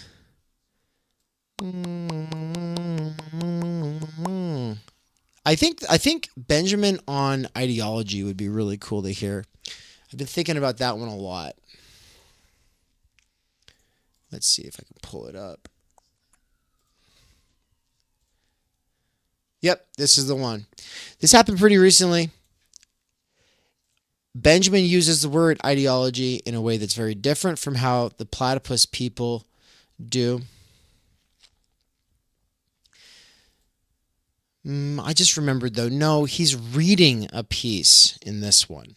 I'd prefer to do one where he's not reading.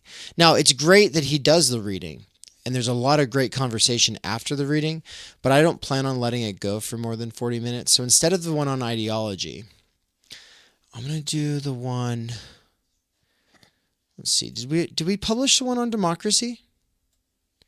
That one's not public, right? I think I'm going to do that one. Yeah. Let's do it. All right. Benjamin Studebaker. I don't need to say anything more. Let's get after it. Welcome, everybody, to the third session of the Studebaker seminar. It is an honor for us, of course, to put this on.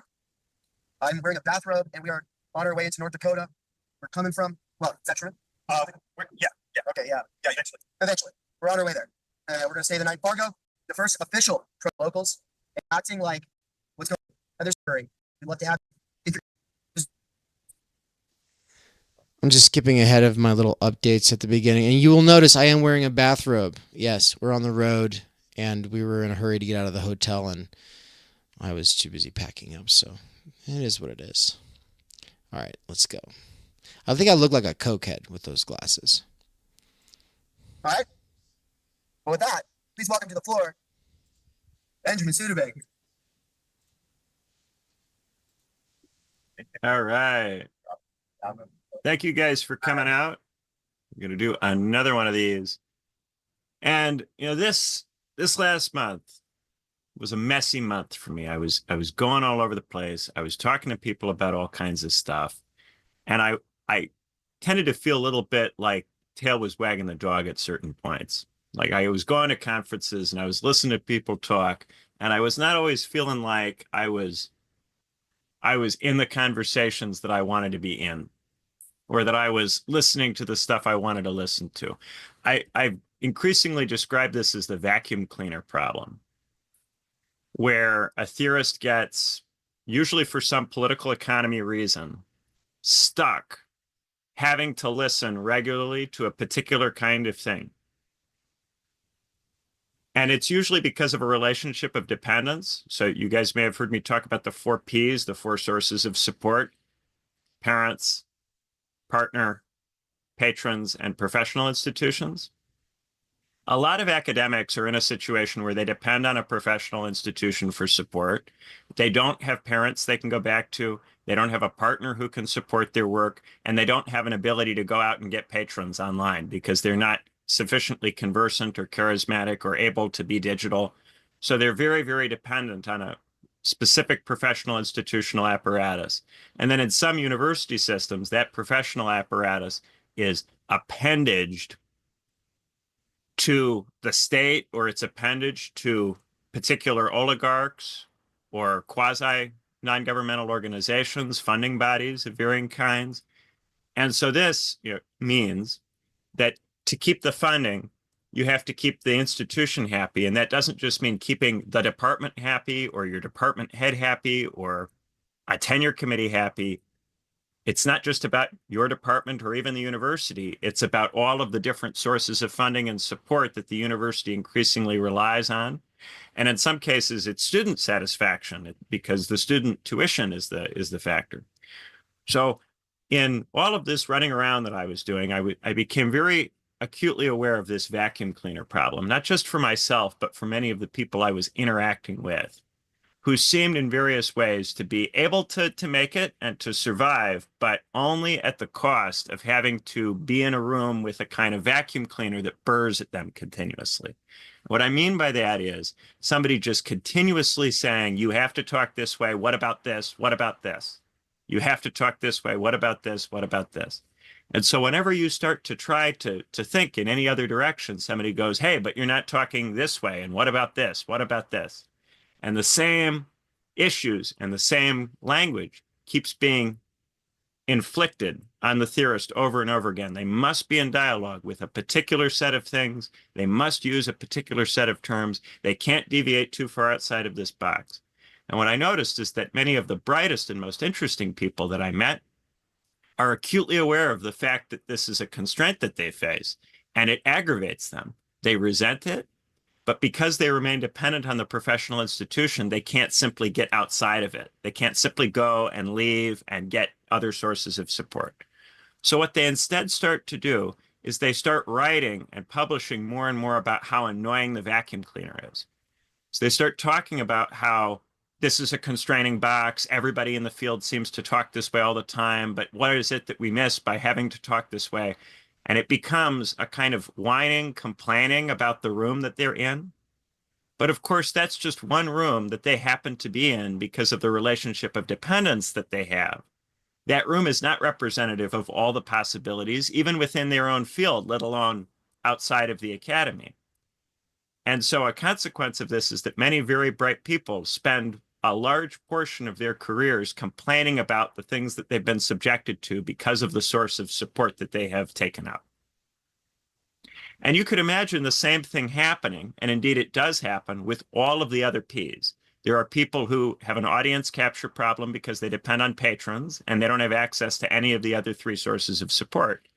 And that audience capture problem causes just as much trouble as an over-reliance on the professional institution.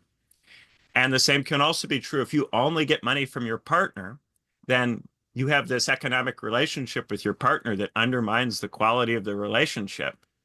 And there's nothing else that you can possibly get. You're very, very dependent on that partner. It has to be a really great relationship for it to actually perform that function. And some people are lucky enough that they have very, very good relationships with their partners. But in many other cases, it just won't be possible over time to sustain that dynamic if that's the only source of support that you're able to get. And a similar problem arises if you rely too much on your parents. Certain resentments, certain problems get kicked up in that relationship if it's the only relationship.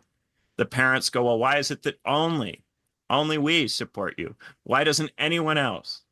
Are we being taken for a ride? So there's a need to cultivate multiple sources of support for theory.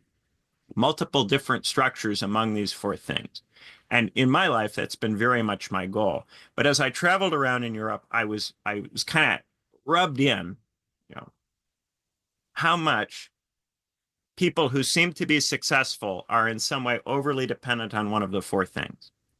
And then I thought, well, should I what do I talk about? Because I've been around people who are either doing vacuum cleaner stuff or they're reacting to people who are doing vacuum cleaner stuff. If I then give a seminar which is complaining about the vacuum cleaner and complaining about the people who have been complaining about the vacuum cleaner, is that not itself an instance of the very thing that I would be complaining about? And then I would be subjecting you in turn to a discourse that has been shaped by that same set of structural forces. And this would be a way in which I could, in an attempt to critique what it is that was bothering me over the course of the month, simply replicate it and then do it again and make you deal with it. And in making you deal with it, I would put you in the same situation that I myself had been put in. And this would not be right for me to do to you. So then I sat there and went, well, I have to talk about something else, something substantive. I can't simply do that in this session. And the outcome of that is the talk that I'm going to do now, which is a talk about democracy. I took a step back and I went, what is it that these people are all vacuum cleaning about? It's about democracy. And what would be a way of talking about democracy that would not simply be me whining about things that I had to listen to that I didn't think were always very good? Well, it would be me giving a talk about what democracy is and how it can be understood, and to do that the way that I think it ought to be done, as opposed to in reaction to something else. And so that's what we're now going to do. But I wanted to preface you with that because I wanted to make you aware of the environment that has given rise to this particular talk. All right, so now we're going to go and screen share. There we go. You know we're getting serious when the Excel chart comes out. All right. So, democracy. Back when I was at Cambridge, we used to, for first-year students, we would assign Joseph Schumpeter, and we would talk about the minimalist conception of democracy and whether that's sufficient or whether democracy needs to mean something more than that. And in the course of doing that, we would often unpack what are the something mores that it could mean and whether it is in fact helpful to define democracy as something more than the minimalist conception. That's the kind of starting point for this talk. So democracy can be defined in terms of types of institutions. And at the very, very minimalist level, it can be defined as competitive multi-party elections. And what we mean by that is there are elections. Multiple political parties field candidates in those elections. There's a real chance that candidates from multiple different parties can win. And that means that you have a mechanism for throwing the bums out. If you don't like what's going on, you can vote against the government, and the people, the specific individuals who are occupying the offices, they will lose their jobs. They will have to go do something else, and some other set of individuals will come in and take those jobs. Now, the complaint about this is that it's often the case that there isn't a whole lot of difference among the parties. Yes, there are multiple parties, but what if the parties are basically the same? What if they're, something like a uniparty? Well, there's a level upon which, of course, you can have very limited difference, and that can be an issue. But nevertheless, it remains the case that the specific individuals who lose the elections lose their jobs, and they will do things to try to avoid losing the elections and losing their jobs. The fact that you can replace one person with one other person causes that first person to be worried about what you might do and to therefore behave differently. And this is the case even if all of the people involved have relatively similar politics. It still creates some level of concern on the part of the office holders about what happens when they face a midterm election, when they face a general election. when there's a party conference. What's going to happen to them? And for people like Schumpeter, this is really the only defining feature of democracy that really separates it from other types of regimes. So in a one-party state, it's not straightforwardly the case that you can have an election where, say, the Communist Party of China loses the election and is replaced by some other party. There are mechanisms within the Communist Party for contesting power. It's not as if the Communist Party has no internal contestation mechanisms, but these are not multi-party mechanisms. And that means that when you try to contest for power within the Communist Party in China, you have to stay within a particular party box. You have to adhere to a particular party line. There is a certain level of flex in the line. There's some level of pluralism and variation that the party permits, but you have to always present yourself as staying within what the party permits.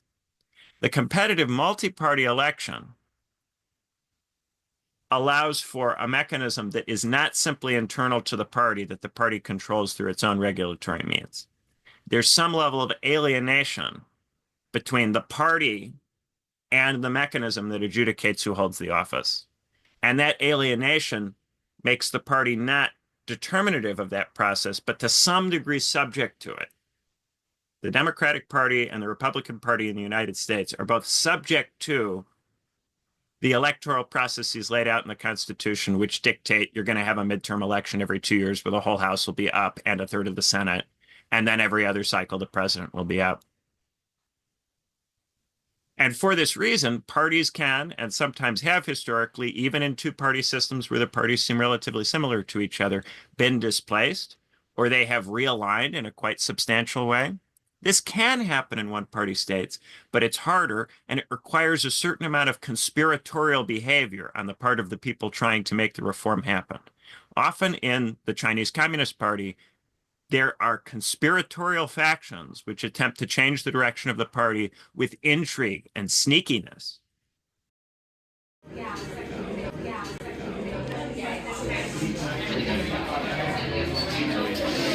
Oh, hey, Dave. What are you up to? Hello. I'm grading right now. So. Grading? Well, what's that? Oh, this? Oh, this? This is a G2 pen. It might be the best pen in the entire world because the price point is perfect for working class people like us. More importantly, cartridges are replaceable. The ink, it glides, but it doesn't smudge too bad. And most importantly, you can do that. And it's really fun. That's pretty cool. We at Theory Underground are not sponsored by Pilot, nor does Pilot endorse this commercial. Theory Underground is funded by contributions from viewers like you. Thank you. That is different from a competitive multi-party election. It has different kinds of consequences in terms of how the institution functions. So that would be the minimalist conception of democracy. The issue with the minimalist conception is, even though it does seem to speak to something which is a significant difference, it is a significant difference. People often feel that it doesn't get across what they really care about when they use the term democracy. People often find it dissatisfying. And so I often found myself in situations where people would claim that democracy, over the course of the last month, that democracy is in danger. And I would ask them, are you saying there aren't going to be competitive multi-party elections? And they would go, well, I'm not saying that. So a lot of people who think that democracy is in danger explicitly and self-evidently do not think that we're going to lose competitive multi-party elections. They think that some of the other stuff in this schema is going to be lost. Hasn't yet been lost, but is going to be lost or is in the process of being lost. All right, so let's go further down the institutional line. There are some people who still have an institutional account of democracy. They think about it in terms of its procedures and how they function. but they have a somewhat more muscular account of those procedures. And here I'm giving the example of inclusive institutions, which is language used by Darren Acemoglu and James Robinson in that book, Why Nations Fail, that came out in the early 10s, and that has often in memes been framed as perhaps inspiring the Syrians, the Syrian Islamists who are considering constructing democratic institutions in Syria. Now, inclusive institutions, or if you were to read, say, Douglas North, open access orders, are distinguished by having a mechanism in which new kinds of elites can develop and potentially contest for power. So a system where it's possible for a new kind of elite to come about through, say, an economic process and become a player in the game without the old elite preventing that new elite from coming in and participating. So, for instance, in the Enlightenment, you had landed aristocrats and a king that politically closed off entry into the system to merchants, to people who had a lot of money, who had a lot of abstract assets, but were not landowners. That closing off means that even though these wealthy people are acquiring a lot of economic power, they're not able to participate in politics. Their economic power doesn't translate into political power. And in this sense, the institutions of the 18th century absolute monarchies were not inclusive. They excluded rich people who did not have certain types of property, who were not in a certain kind of relation politically to the king. To make the institutions inclusive is to create an on-ramp, some possibility for a rising elite to come into the system and be recognized as legitimately part of it. So, for instance, in the United States, it used to be that there was no tech sector as we might now understand it. But what happened in the 80s and 90s is that these tech companies, IBM, Microsoft, Apple, they got started, and certain people became huge oligarchic billionaires off of their early involvement in these computer companies and in this tech sector. And then they're able to translate that economic power that they have acquired into political power. And in this sense, the American system is inclusive in the sense that if you get rich in the United States, you will be able to join the political elite in some way, shape, or form. You'll be able to convert that economic wealth that you've acquired into political power. In other kinds of states, acquiring a lot of wealth does not enable you necessarily to convert it into political power. And this is still true today. And people often talk about this as a potential advantage of, say, institutions in China. That when people become very, very wealthy in China, they still are not able to acquire political power unless the Communist Party permits them to do so. And the Communist Party not only has the capacity to deny them political power, it could take their economic power away if it views them as threatening or menacing. So, for many democratic theorists, one of the major advantages of democratic institutions is that the elite is more plural in character and can easily become more plural in character at any point. It is not as if the heavy industry guys, the Carnegies and Rockefellers running the oil and steel companies are able to simply acquire political power in the United States and then lock all other elites from all other parts of the economy out of the political system. And in that sense, the United States was not captured by Rockefeller's all of the oil. In that family, the people who own the oil run the state. And if you don't own the oil, no matter how rich you get, you're not in the family, you can't run the state. And you will be in a subsidiary position relative to the family. Now, alongside that, we also have, maybe you have heard of Levitsky and Zablat. They wrote a book about how democracies die some years ago. And they emphasize gatekeeping. So here they emphasize the strength of the parties in preventing anti-democratic actors from taking over the parties and then using their positions within the parties to end the inclusive institutions. Now, notice a tension here between gatekeeping and inclusive institutions. If the party is able to gatekeep who can get involved in politics and prevent rich people from getting involved if they think that those rich people are not good, well, what that would mean is that certain kinds of rich people would be excluded from penetrating the elite. And that would mean that you would not have inclusive institutions to the same degree. Conversely, if anybody who's got a lot of money can easily get involved in politics, then you would not have very effective gatekeeping. So take Donald Trump as an example. Donald Trump is a billionaire oligarch, but for Levitsky and Zablat, American democratic institutions are struggling because they were not able to keep him out. The party was not able to stop him from using his wealth and using his ability to get attention through his wealth. They weren't able to stop him from taking over the party. And since they failed to gatekeep, now there is someone ostensibly who threatens democracy who's in control of the country. From the old 2013 point of view of inclusive institutions, the fact that somebody can come from some slumlord family and then make their way into American politics, that's the functioning of democracy, because that's an elite that's open to outsiders coming in.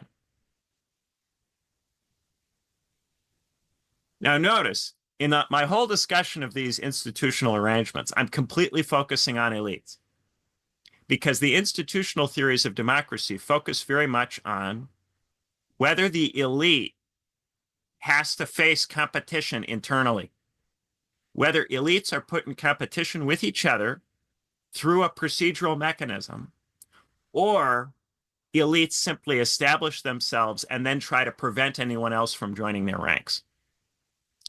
For these guys, what distinguishes democracy from something like oligarchy is that in an oligarchy, a small group establishes control over the state and prevents anyone else from joining the small group. Whereas in democracy, the elite is more permeable, and there are formal procedures that allow different people to join and to come in. There's a book by Jeffrey Winters called Oligarchy, in which he describes this sort of institutional mechanism as civil oligarchy. So you still have a system in which oligarchic wealthy elites play the dominant role, but they have to do it through a mediating set of institutions, which in some ways tame them. They're not able to simply do whatever they want because their activity is constrained by the fact of the election. And to give a very straightforward example of this, Elon Musk can run Doge in all kinds of ways as long as Donald Trump permits him to do that. But if there's going to be a midterm election in 2026 that's competitive, where Democrats can actually win that election, then if Elon Musk and Donald Trump do things with Doge that greatly upset the public, then they will pay a cost in that 2026 midterm election. And that cost has an objective character to it, which constrains the scope for action available to Donald Trump and Elon Musk right now.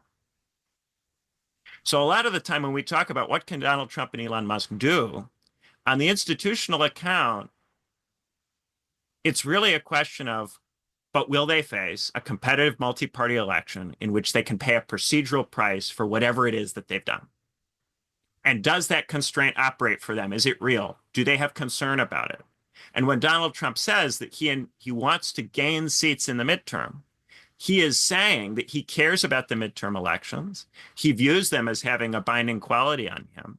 He's concerned about how he performs in them, and therefore his decision-making is affected by his knowledge of this procedure to which he is subject. That's democratic thinking on an institutional view. So, one of the things I like about the institutional views, even though they're very elite-driven, is that they still nonetheless highlight ways in which the kinds of political systems we have in these Western democracies are still different in significant senses from the kinds of institutions that operate in other places. If Xi Jinping makes decisions that are very unpopular, he doesn't have to think, I'm going to face a midterm election. He thinks, maybe people are going to start demonstrating against the regime, and then there will be a coup. There's no formal procedural mechanism for Xi Jinping to pay a price on a clear timetable for decisions that he makes that prove wildly unpopular. Really quick aside, folks. Just found out from Darren in the chat that I've been wrong all along. Not just for obvious reasons that you probably already know about and have been telling me for years, but because the Venmo handle that I was talking about for sending me money for books, if you're trying to get some discount copies of Underground Theory right now, it was fake news. So let me show you what I'm talking about. This is Underground Theory. It's a fantastic book. It's got lots of great authors, and it's the first volume of Underground Theory put out by Theory Underground. It's a lot of fun. People can't tell the difference. A lot of the time they'll say, oh yeah, I love Underground Theory, but they mean Theory Underground. Or they'll say, I read Theory Underground, but they meant Underground Theory. It's interesting when you take two words and you switch their order, how the signification changes, but that can often fly under the radar of a person's conscious comprehension. So, if you want to be able to know the difference between Underground Theory and Theory Underground, you should pick up a copy. The best way to pick up a copy right now, since I have extra copies here at the house that I don't want to have. Hold on, let me stop this alarm. I think somebody's here to buy something from me, so I got to run downstairs. But before I do that, I'm just saying, yeah, there's a moving sale happening, and so as long as you get this within the next 48 hours, I can get you a copy. Even if I sell out all the copies that I actually have here, I'll still cut you a deal and send you something cheaper. Okay, so you'll get a copy of Underground Theory. You'll get some TU stickers, and you'll also receive a random book. For instance, one of these. These are a lot of like leftover college books that were either mine or someone else's. And so, except I'm starting to think I should probably keep this borderline personality disorder demystified book, since I've been thinking a lot about how the more extremist, culty sides of the politically charged culture war use what seems like borderline personality disorder ways of thinking against their own memberships, as well as the people they're trying to gaslight and socially blackmail into their memberships. So yeah, really don't like that kind of thing. I really don't like it at all. And seeing that recently broke my heart. Breaks my fucking heart. And I'm sure you guys can all relate to that. But anyway, the correct handle is at Theory Underground. No underscore.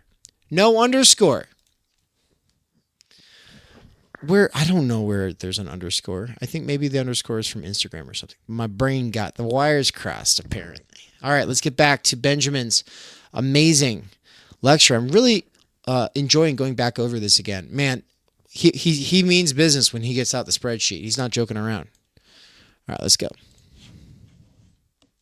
There's still a possibility that something could go wrong for Xi Jinping, but it's not institutional and procedural in these various ways. It's much more amorphous and harder to sort out, because what is the form in which the revolution would take in China if it happened?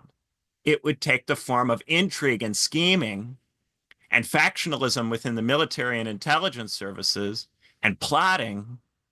It would have to look like that because there's no procedural mechanism for litigating it. Right? And then, think about what the elections do. People become disgusted with Joe Biden. They simply vote somebody else in. And now, the same people who were extremely frustrated with the state now think the state is on their side. This has a powerful capacity to affect how people behave. It has a powerful capacity to give people hope in the future. These things are all significant and important in terms of psychological and subjective effects, even if we think that people shouldn't be impressed by this system for all sorts of other reasons. So that's the institutional branch. The next branch would be the kind of moral branch, which thinks of democracy as a moral value. Now, oftentimes, this is in terms of equality of political input, a kind of one person, one vote view. And then this notion of equality of political input is juxtaposed with the reality of a very elite-driven system.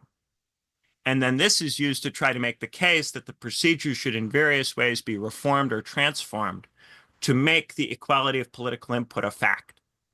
And this is framed as democratization. So if you understand democracy as a moral value to do with equality of political input, then it would seem straightforwardly clear to you that the kind of democracy we have doesn't live up to this value.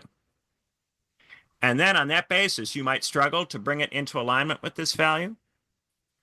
But you would only do this if you did understand democracy in the moral way, in terms of equality of political input. If you didn't think about democracy that way, if democracy isn't for you a value that means equality of political input, then that logic wouldn't go through. This is a view that some people have, especially some people in the academy, and they often take it for granted that many, many, many more people have this view. But it's not at all clear, I think, that many, many, many more people have this view. There does seem to have been a fracturing in terms of our understanding of democracy, such that when I go and talk to people and I use the term, I then end up having this problem where I have to spend major parts of a talk just clearing up the different assumptions people have about what must be meant by the word, which is why it's useful to do a seminar on it, right? Now, you can also imagine, you might think that democracy can't just be equality of political input, because you might think that if there isn't equality of economic output, equality of political input wouldn't be possible, right? It wouldn't be possible because if you have elections and elections cost money, and some people have money and some people don't, or they require campaigning, and some people are able to hire people to do work and other people aren't, well, that would seem to create a connection between economic output and political input. And we're not just talking about campaigning. What about your ability to project your message through mass media? What about your ownership of the media? What about your control over the media or the algorithms that are used? Search engine algorithms, social media algorithms to distribute content. If the social media and the technology is in the hands of a small number of tech oligarchs, even if you had campaign finance laws and public funding of campaigns, would that really make any difference?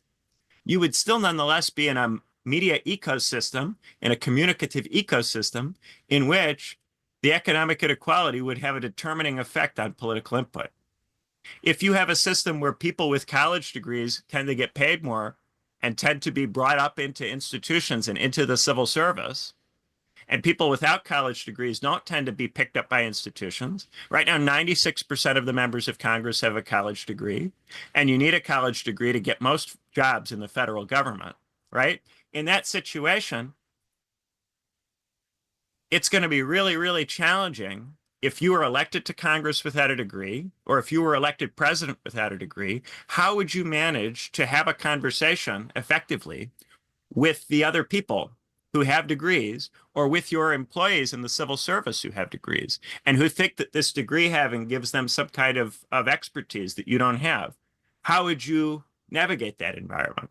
The college degree thing has created, I think, a certain tiering, which makes it very difficult for simple equality of political input in some formal sense to actually have any of the effects that people who care about democratization in the sense of a moral value think that it would have.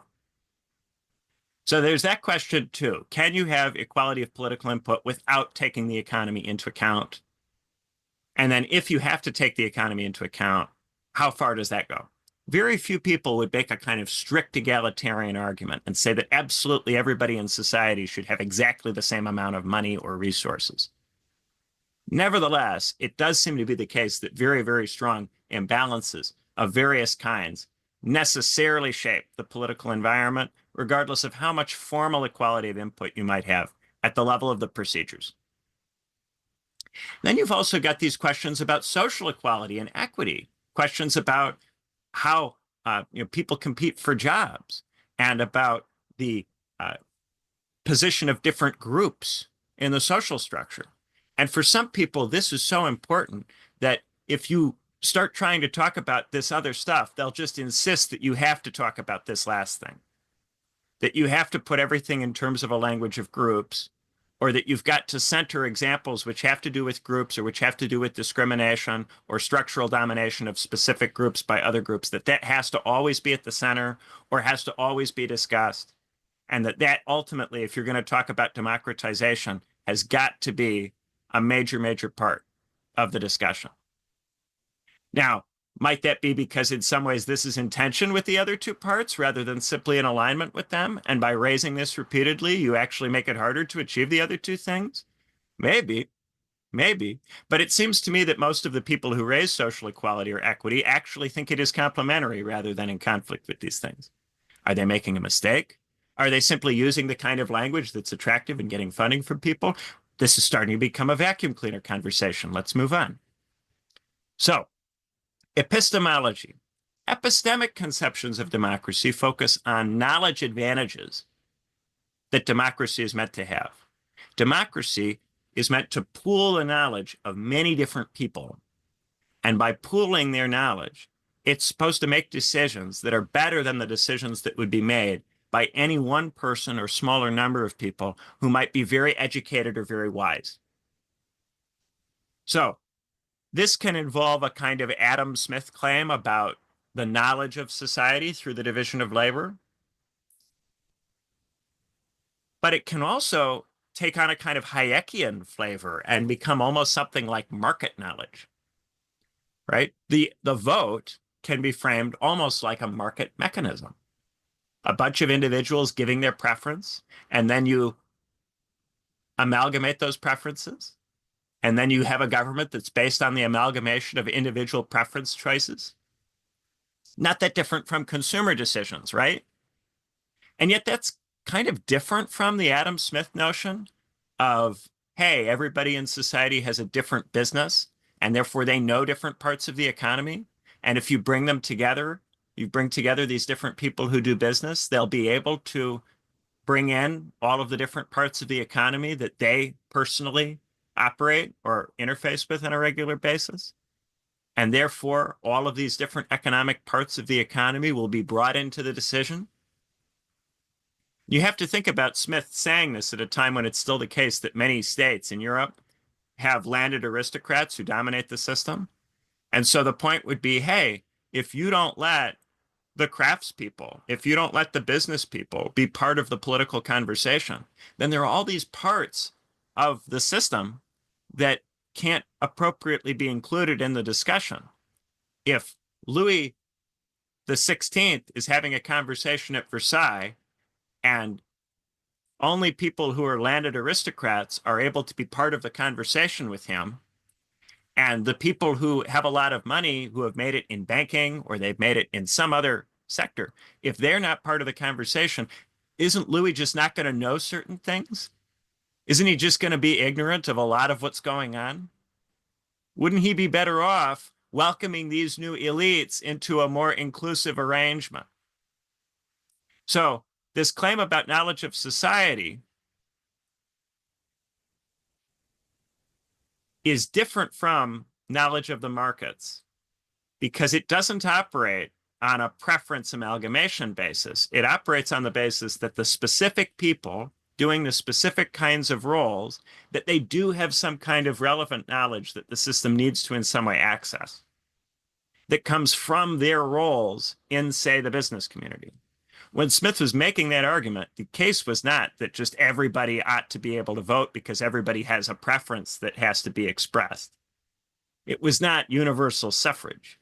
It was not an argument for simply every human, qua being human, knows something and therefore should get to be part of the decision. So that's a difference that might seem a little subtle at first, but I think is quite significant. I think the Adam Smith kind of view is really very different from the Hayek view here. Really very different. And then, there's also this question of whether the elites themselves are just really ignorant and bad at making decisions in many cases. Whether elites, elite institutions, elite education actually does equip people with the skills necessary to make decisions. Max Weber liked to talk about the immaturity of the bourgeoisie. So whereas, say, Smith would say, these people who are operating in these different parts of the economy, running these different businesses, they all have knowledge of different sectors that needs to be brought into political decision-making. Weber would say, but all of these people are very self-interested, and their political contributions are entirely about what helps them get richer. They don't know how to think in terms of the Commonwealth or in terms of raison d'etat, the way in which the state must think. And therefore, when they contribute to politics, they simply try to capture the state and use it to further enrich themselves. They're not able to be mature in their thinking. This is the immaturity of the bourgeoisie argument from Weber. That might give you a reason, instead of preferring, say, an older kind of elite, if you think that that elite is gone or lost, you might prefer democracy on the basis that there is no elite which is able to think in this way, which is able to exhibit the various qualities necessary to have a functional elite. You might think that the elite has become epistemically degenerated to such a degree that actually you would be better off with some other kind of mechanism. If you don't have elites, how can you have an elite-driven state and have it be functional if you don't have real elites? This is where we get into these questions about, does having a lot of wealth or a significant economic position in and of itself outfit you for participation in rule? Or are there other kinds of factors that are necessary? And then also, there's a question about employment. So one of the arguments that came out in the 19th century is that if you are not able to maintain full employment, then you're going to have civil unrest. And that civil unrest can lead to revolution, it can lead to disorder.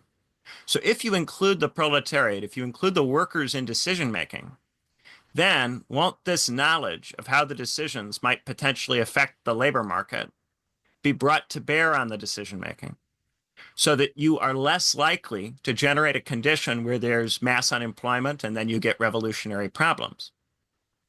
By incorporating the workers in, you access a very specific kind of knowledge, set of interests, that if you exclude them from the political system, that can prove fatal ultimately to it. And the reason for that was that the workers were organized in such a way that when mass unemployment would kick off, they would attempt to leverage that situation. But if mass unemployment no longer has those effects, then it wouldn't be so important to prevent it. And if it's not so important to prevent it, then the knowledge that the workers have would come to appear to not be knowledge, but to just be something else. So there's a real question there about, who actually knows something which is of use in making political decisions. And there's lots of ways of thinking about democracy in relation to that, not just one way. Tricky stuff.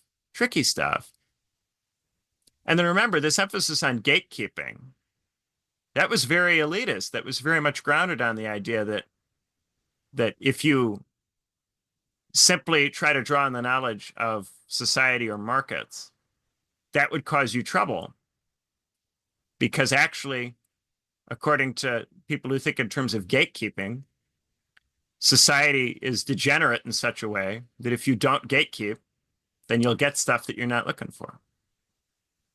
To the point where if there's no gatekeeping, people say democracy is gone, democracy is disappearing. So many tensions in this, and we're only part of the way through. So let's go and talk about representational views. So representation often involves this idea that the state is in some way in a relationship with something else. Now, could that be society, the people, or the nation? Well, if it's society, the people, or the nation, then there's this question about how do you know what is the content of society, people, the nation?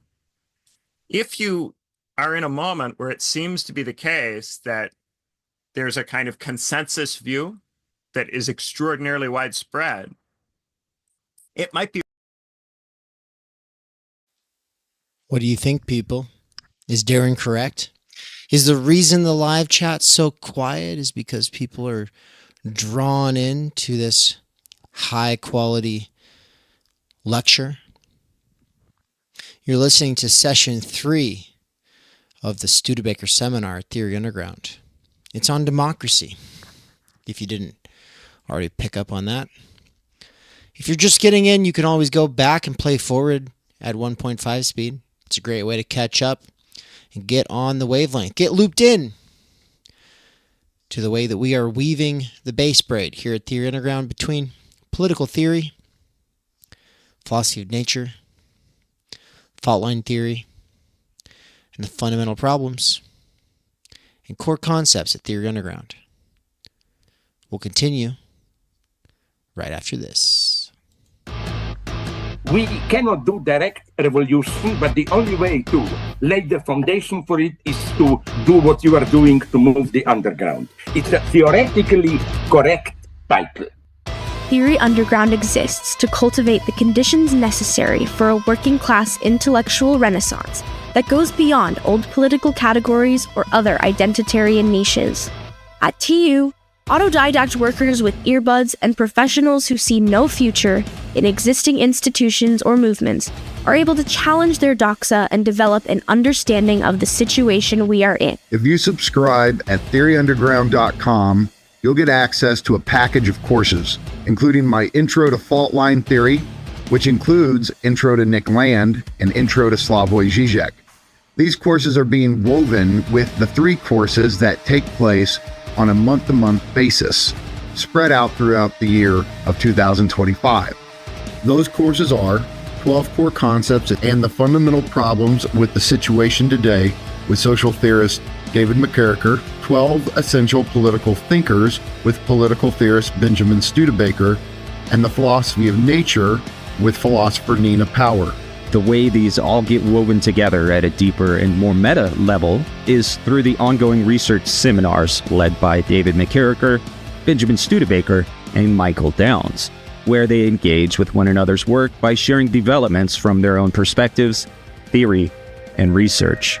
If you subscribe at higher levels and support our work, we'll support your development with bespoke teaching. Alone and unaided, we struggle to grasp our situation in its fullness and formulate a meaningful response. By working together and pooling our energies, we can do better. Join us at theoryunderground.com/subscribe. There'll be 2 kinds of people in 10 years. Those who said, I knew all along Theory Underground was going to make this huge difference. Those are the people that are like Nance, who were on the sidelines at one point and then said, nah, I'm going to get in. I'm going to roll up my sleeves and I'm going to go hard. And then there's another kind of person, a person who waits in the wings, collects receipts, and who will say in 10 years, oh yeah, I was there. I saw that happen. And then they'll gossip monger. Listen, if you want to get involved, get involved. But if you're going to sit there in the bleachers, well, here's some popcorn. I hope you have fun.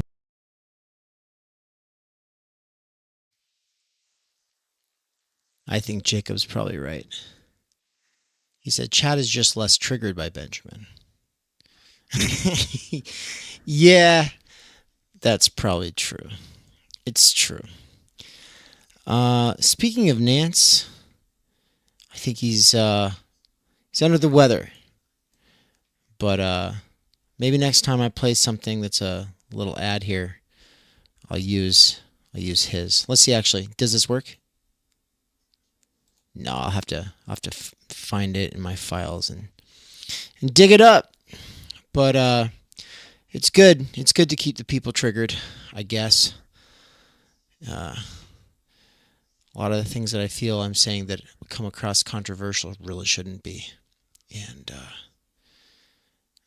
it's kind of weird. Kind of weird when it is. Y'all shouldn't make it so easy to be edgy. Now let's see. What's the one I'm looking for is one that he titled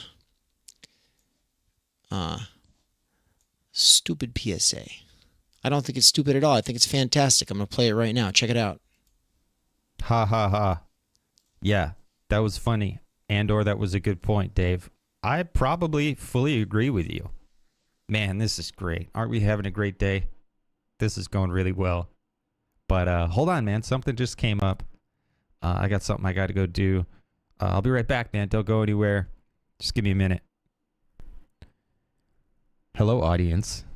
I'm here to talk to you. How are you? I hope you're well. I'm glad you're here. I wanted to first and foremost recognize you and let you know that you do a great job in general as an audience. I'm convinced that the Theory Underground audience is the best audience on the internet.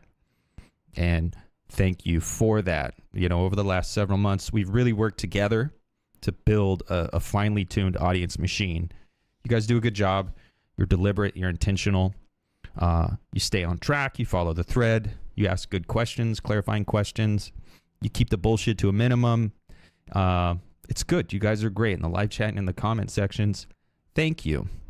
I wanted to let you know there's another way that you could be helpful as an audience member, and that's by remembering to hit the like, share, subscribe buttons. It's by leaving a cool comment. That's by maybe giving a review on the podcast app or whatever, and doing all the algorithm things. Because there was a point in time when you, audience member, were not a member of the audience here because you didn't know about Theory Underground. You were just out there doing your thing, living your best life probably. And then you were like, oh, what's going on over here? This looks interesting. And now you're here. And now you do a good job. But think about the next guy. There's a guy out there or someone out there right now who really kind of in a sense really belongs in the audience at Theory Underground because they're going to get an awful lot out of it, but they're also going to bring an awful lot to the ongoing conversations. And the only way they're going to know is if you, dear audience, continues to do the algorithm things. So the algorithm keeps recommending Theory Underground to new people.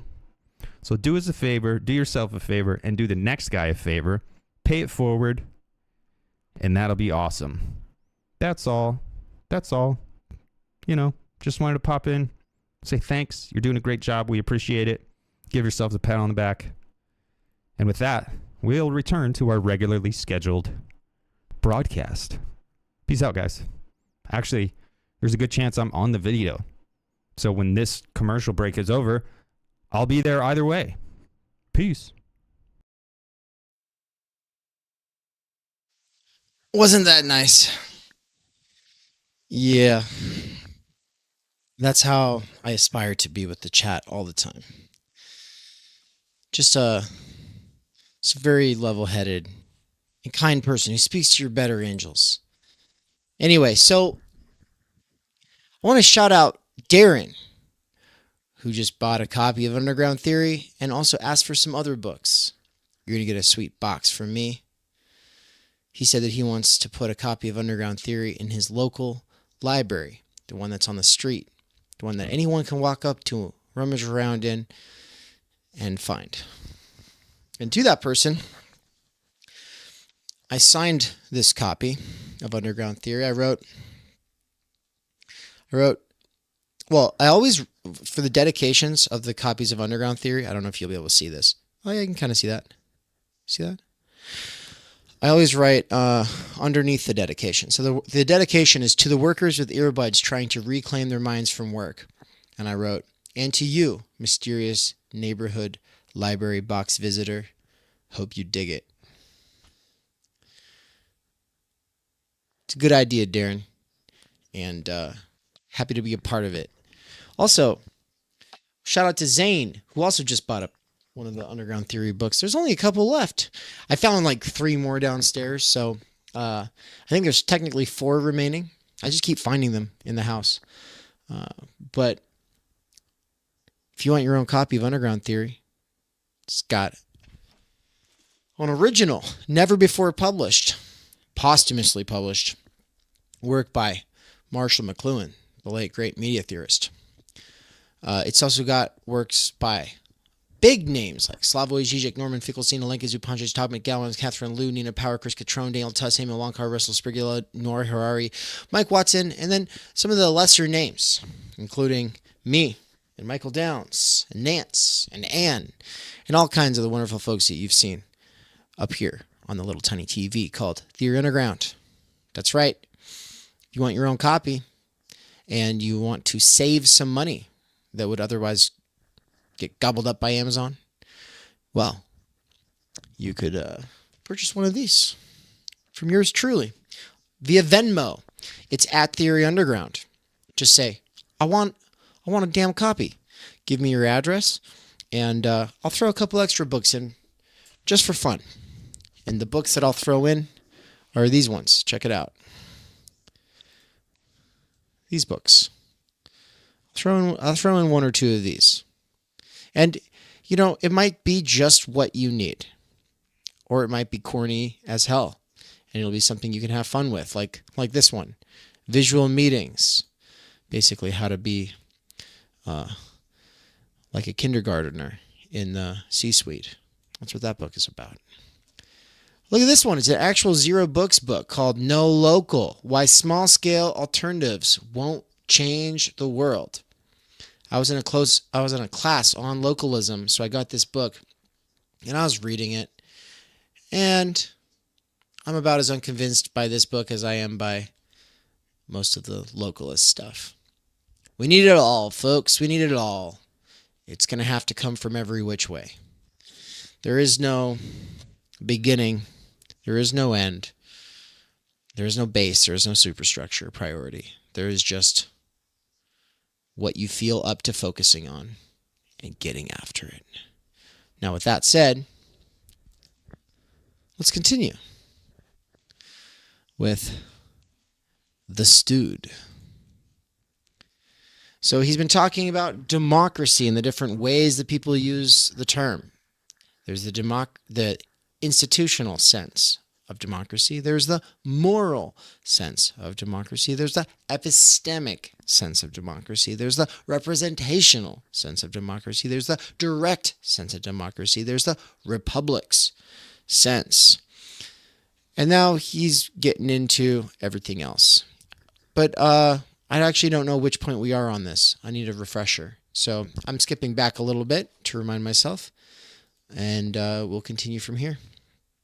Yeah, he gets into everything in this one.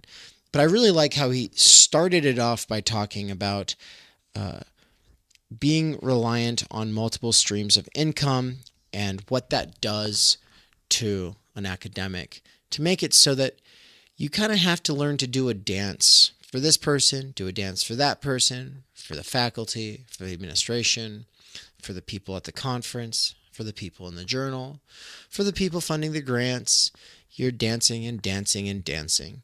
And for some people, they can pull it off like some kind of a virtuoso. But for other people, those who really privilege their freedom of thought and have their own research interests that they feel are being obstructed by that machine with all those different attractors pulling on them all the time. We hope some kind of new institution can serve such people. I guess what I'm trying to say is I've surrounded myself with people who are over it and really hoping that organizations like Theory Underground are going to take off and proliferate and free people from the current institutionalized deadlock. Let's go. Democracy is disappearing. So many tensions in this, and we're only part of the way through. So let's go and talk about representational views. So representation often involves this idea that the state is in some way in a relationship with something else. Now, could that be society, the people, or the nation? Well, if it's society, the people, or the nation, then there's this question about how do you know what is the content of society, people, the nation? If you are in a moment where it seems to be the case that there's a kind of consensus view that is extraordinarily widespread, it might be relatively straightforward to make a claim about what society the people or the nation want. But a lot of the time, it's not as clear. A lot of the time, there seems to be major disagreements. Now, democracy can be a mechanism for trying to work through those intractable disagreements and nonetheless decide what it is that society wants, or the people want, or the nation wants, on the basis of some procedure having been fulfilled. But a lot of the time in democracy, you'll have an election or you'll have a referendum. The result will be 52% one way, 48% the other way. You don't really have much of a basis for saying, aha, the will of society. That's what the people want. And then there are all these questions about how you have prefigured the election, how you have prefigured the referendum by only having certain parties that are competitive, by asking a specific question rather than other questions you might have asked, by giving certain options and not other options that you might have given. So for all of these reasons, there's a lot of skepticism lately about whether it's really possible to make these kinds of claims. And yet, even though there's all this intellectual scrutiny regarding this kind of language, the language is nonetheless quite popular. People do invoke it quite a lot. It does seem to have a certain purchase on many different segments. So this theory, it doesn't really go away, but also it's not a theory that you're going to find a lot of theorists really satisfied with, because it does seem to make claims about unities existing or plausibly existing where it doesn't seem as if they exist.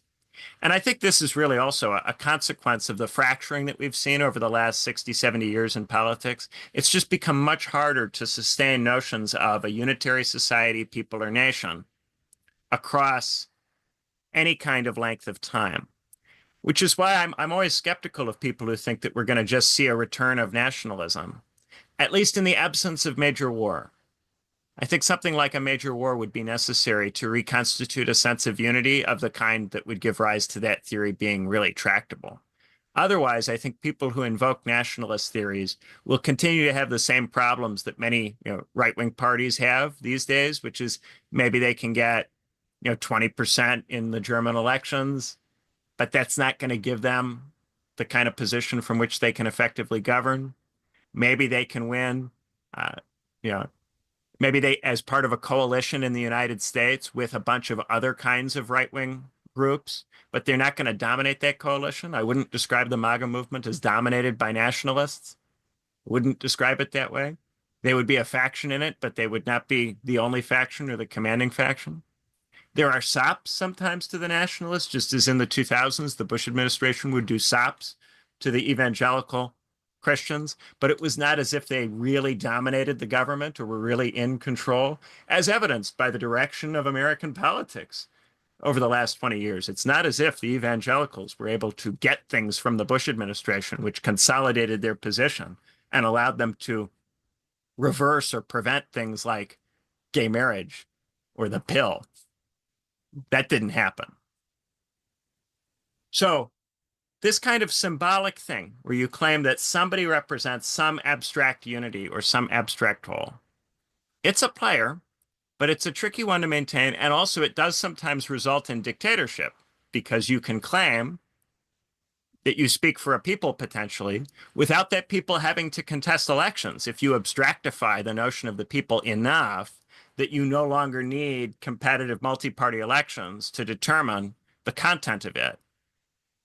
And you can imagine, say, what does a Roman emperor do? A Roman emperor is there to speak for the Senate and the people of Rome. And how do you know that the emperor speaks for the Senate and the people of Rome? Because nobody is rebelling, or very few people are rebelling, and they're being beaten. They're not going to win, right?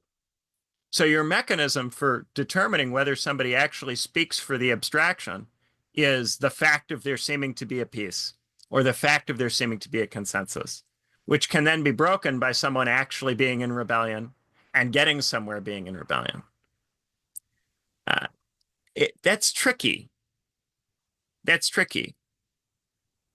It's a difficult thing to maintain across time. Though the Romans were able to get away with it for a very long time. And they were able to get away with it for a very long time, I think, because the notion of the Roman emperor was not simply tied to a notion of nation.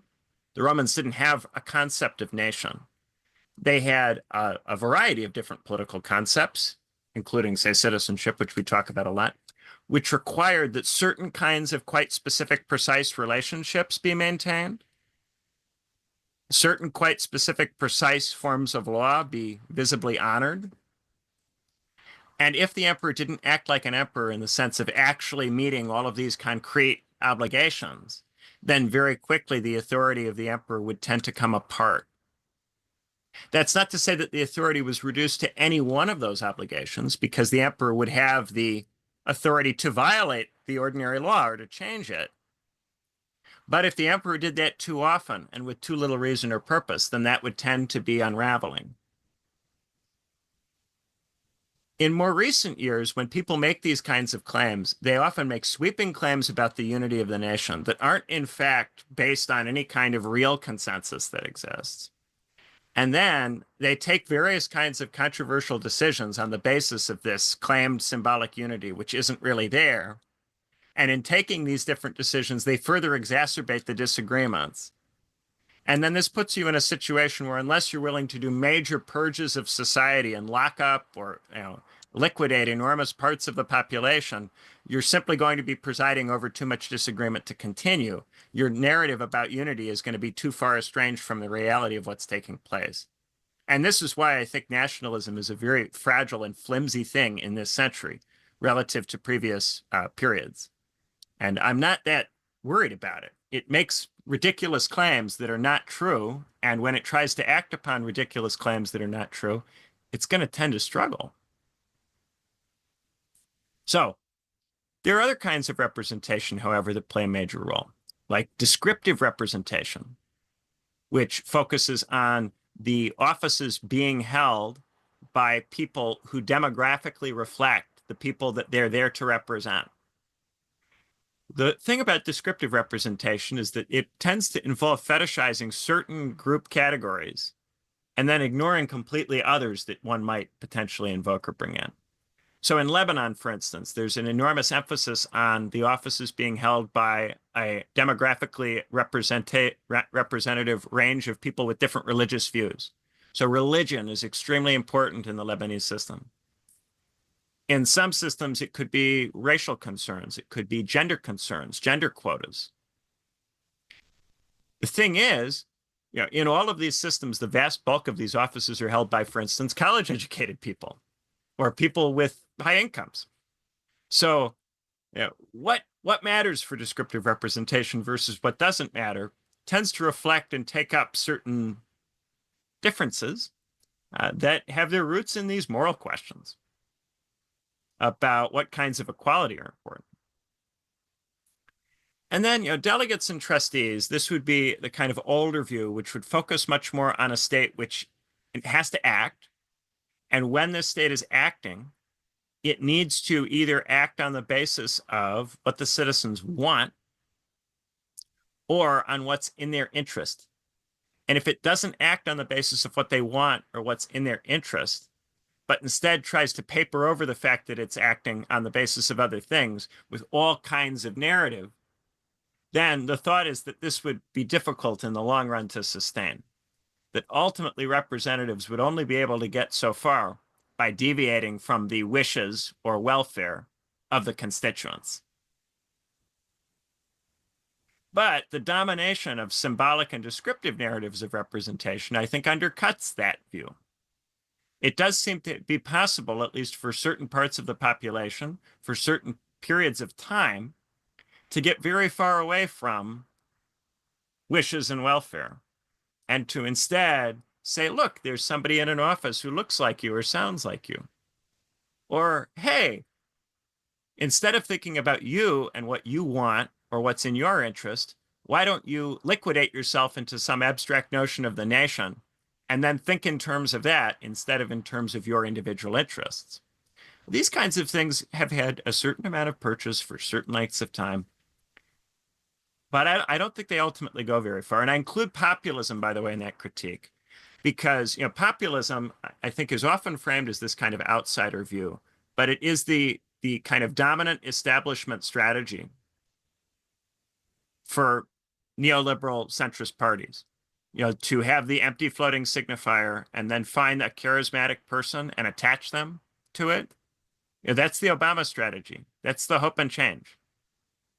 That's, Macron in France. There's a lot of populism going on in places that wouldn't necessarily strike you as populism if you're thinking in terms of populism necessarily having to be anti-establishment or necessarily being understood in terms of people versus the elites. Rather, populism involves attempting to construct an abstract unity where one doesn't exist largely through language games. It involves a sleight of hand about the level of unity that exists and an attempt to maintain that through communication and through discourse without actually creating material conditions that would produce a real foundation or basis for that unity. So it involves kind of trying to talk past differences that have emerged without really grappling with why have they emerged. And I think this is a major part of why, say, left populists have tended to struggle. They have wanted to insist that a unity exists that doesn't exist because they think it would be politically useful if it existed. And they think they can talk it into existing by finding the right language. And the same is also true for right populists. Right populists think that they can bring back a notion of the nation by talking it into existence. They're not really grappling with why is it that this thing is fractured and broken apart. So it's a kind of a wish for a 20th century level of unity in a material situation. All right, folks. I'm going to close this out in a second because this stream is set up to raid the premiere that is currently going on. I thought I set the time to go off at 5 o'clock, but for some reason it started right now. So it's happening right now.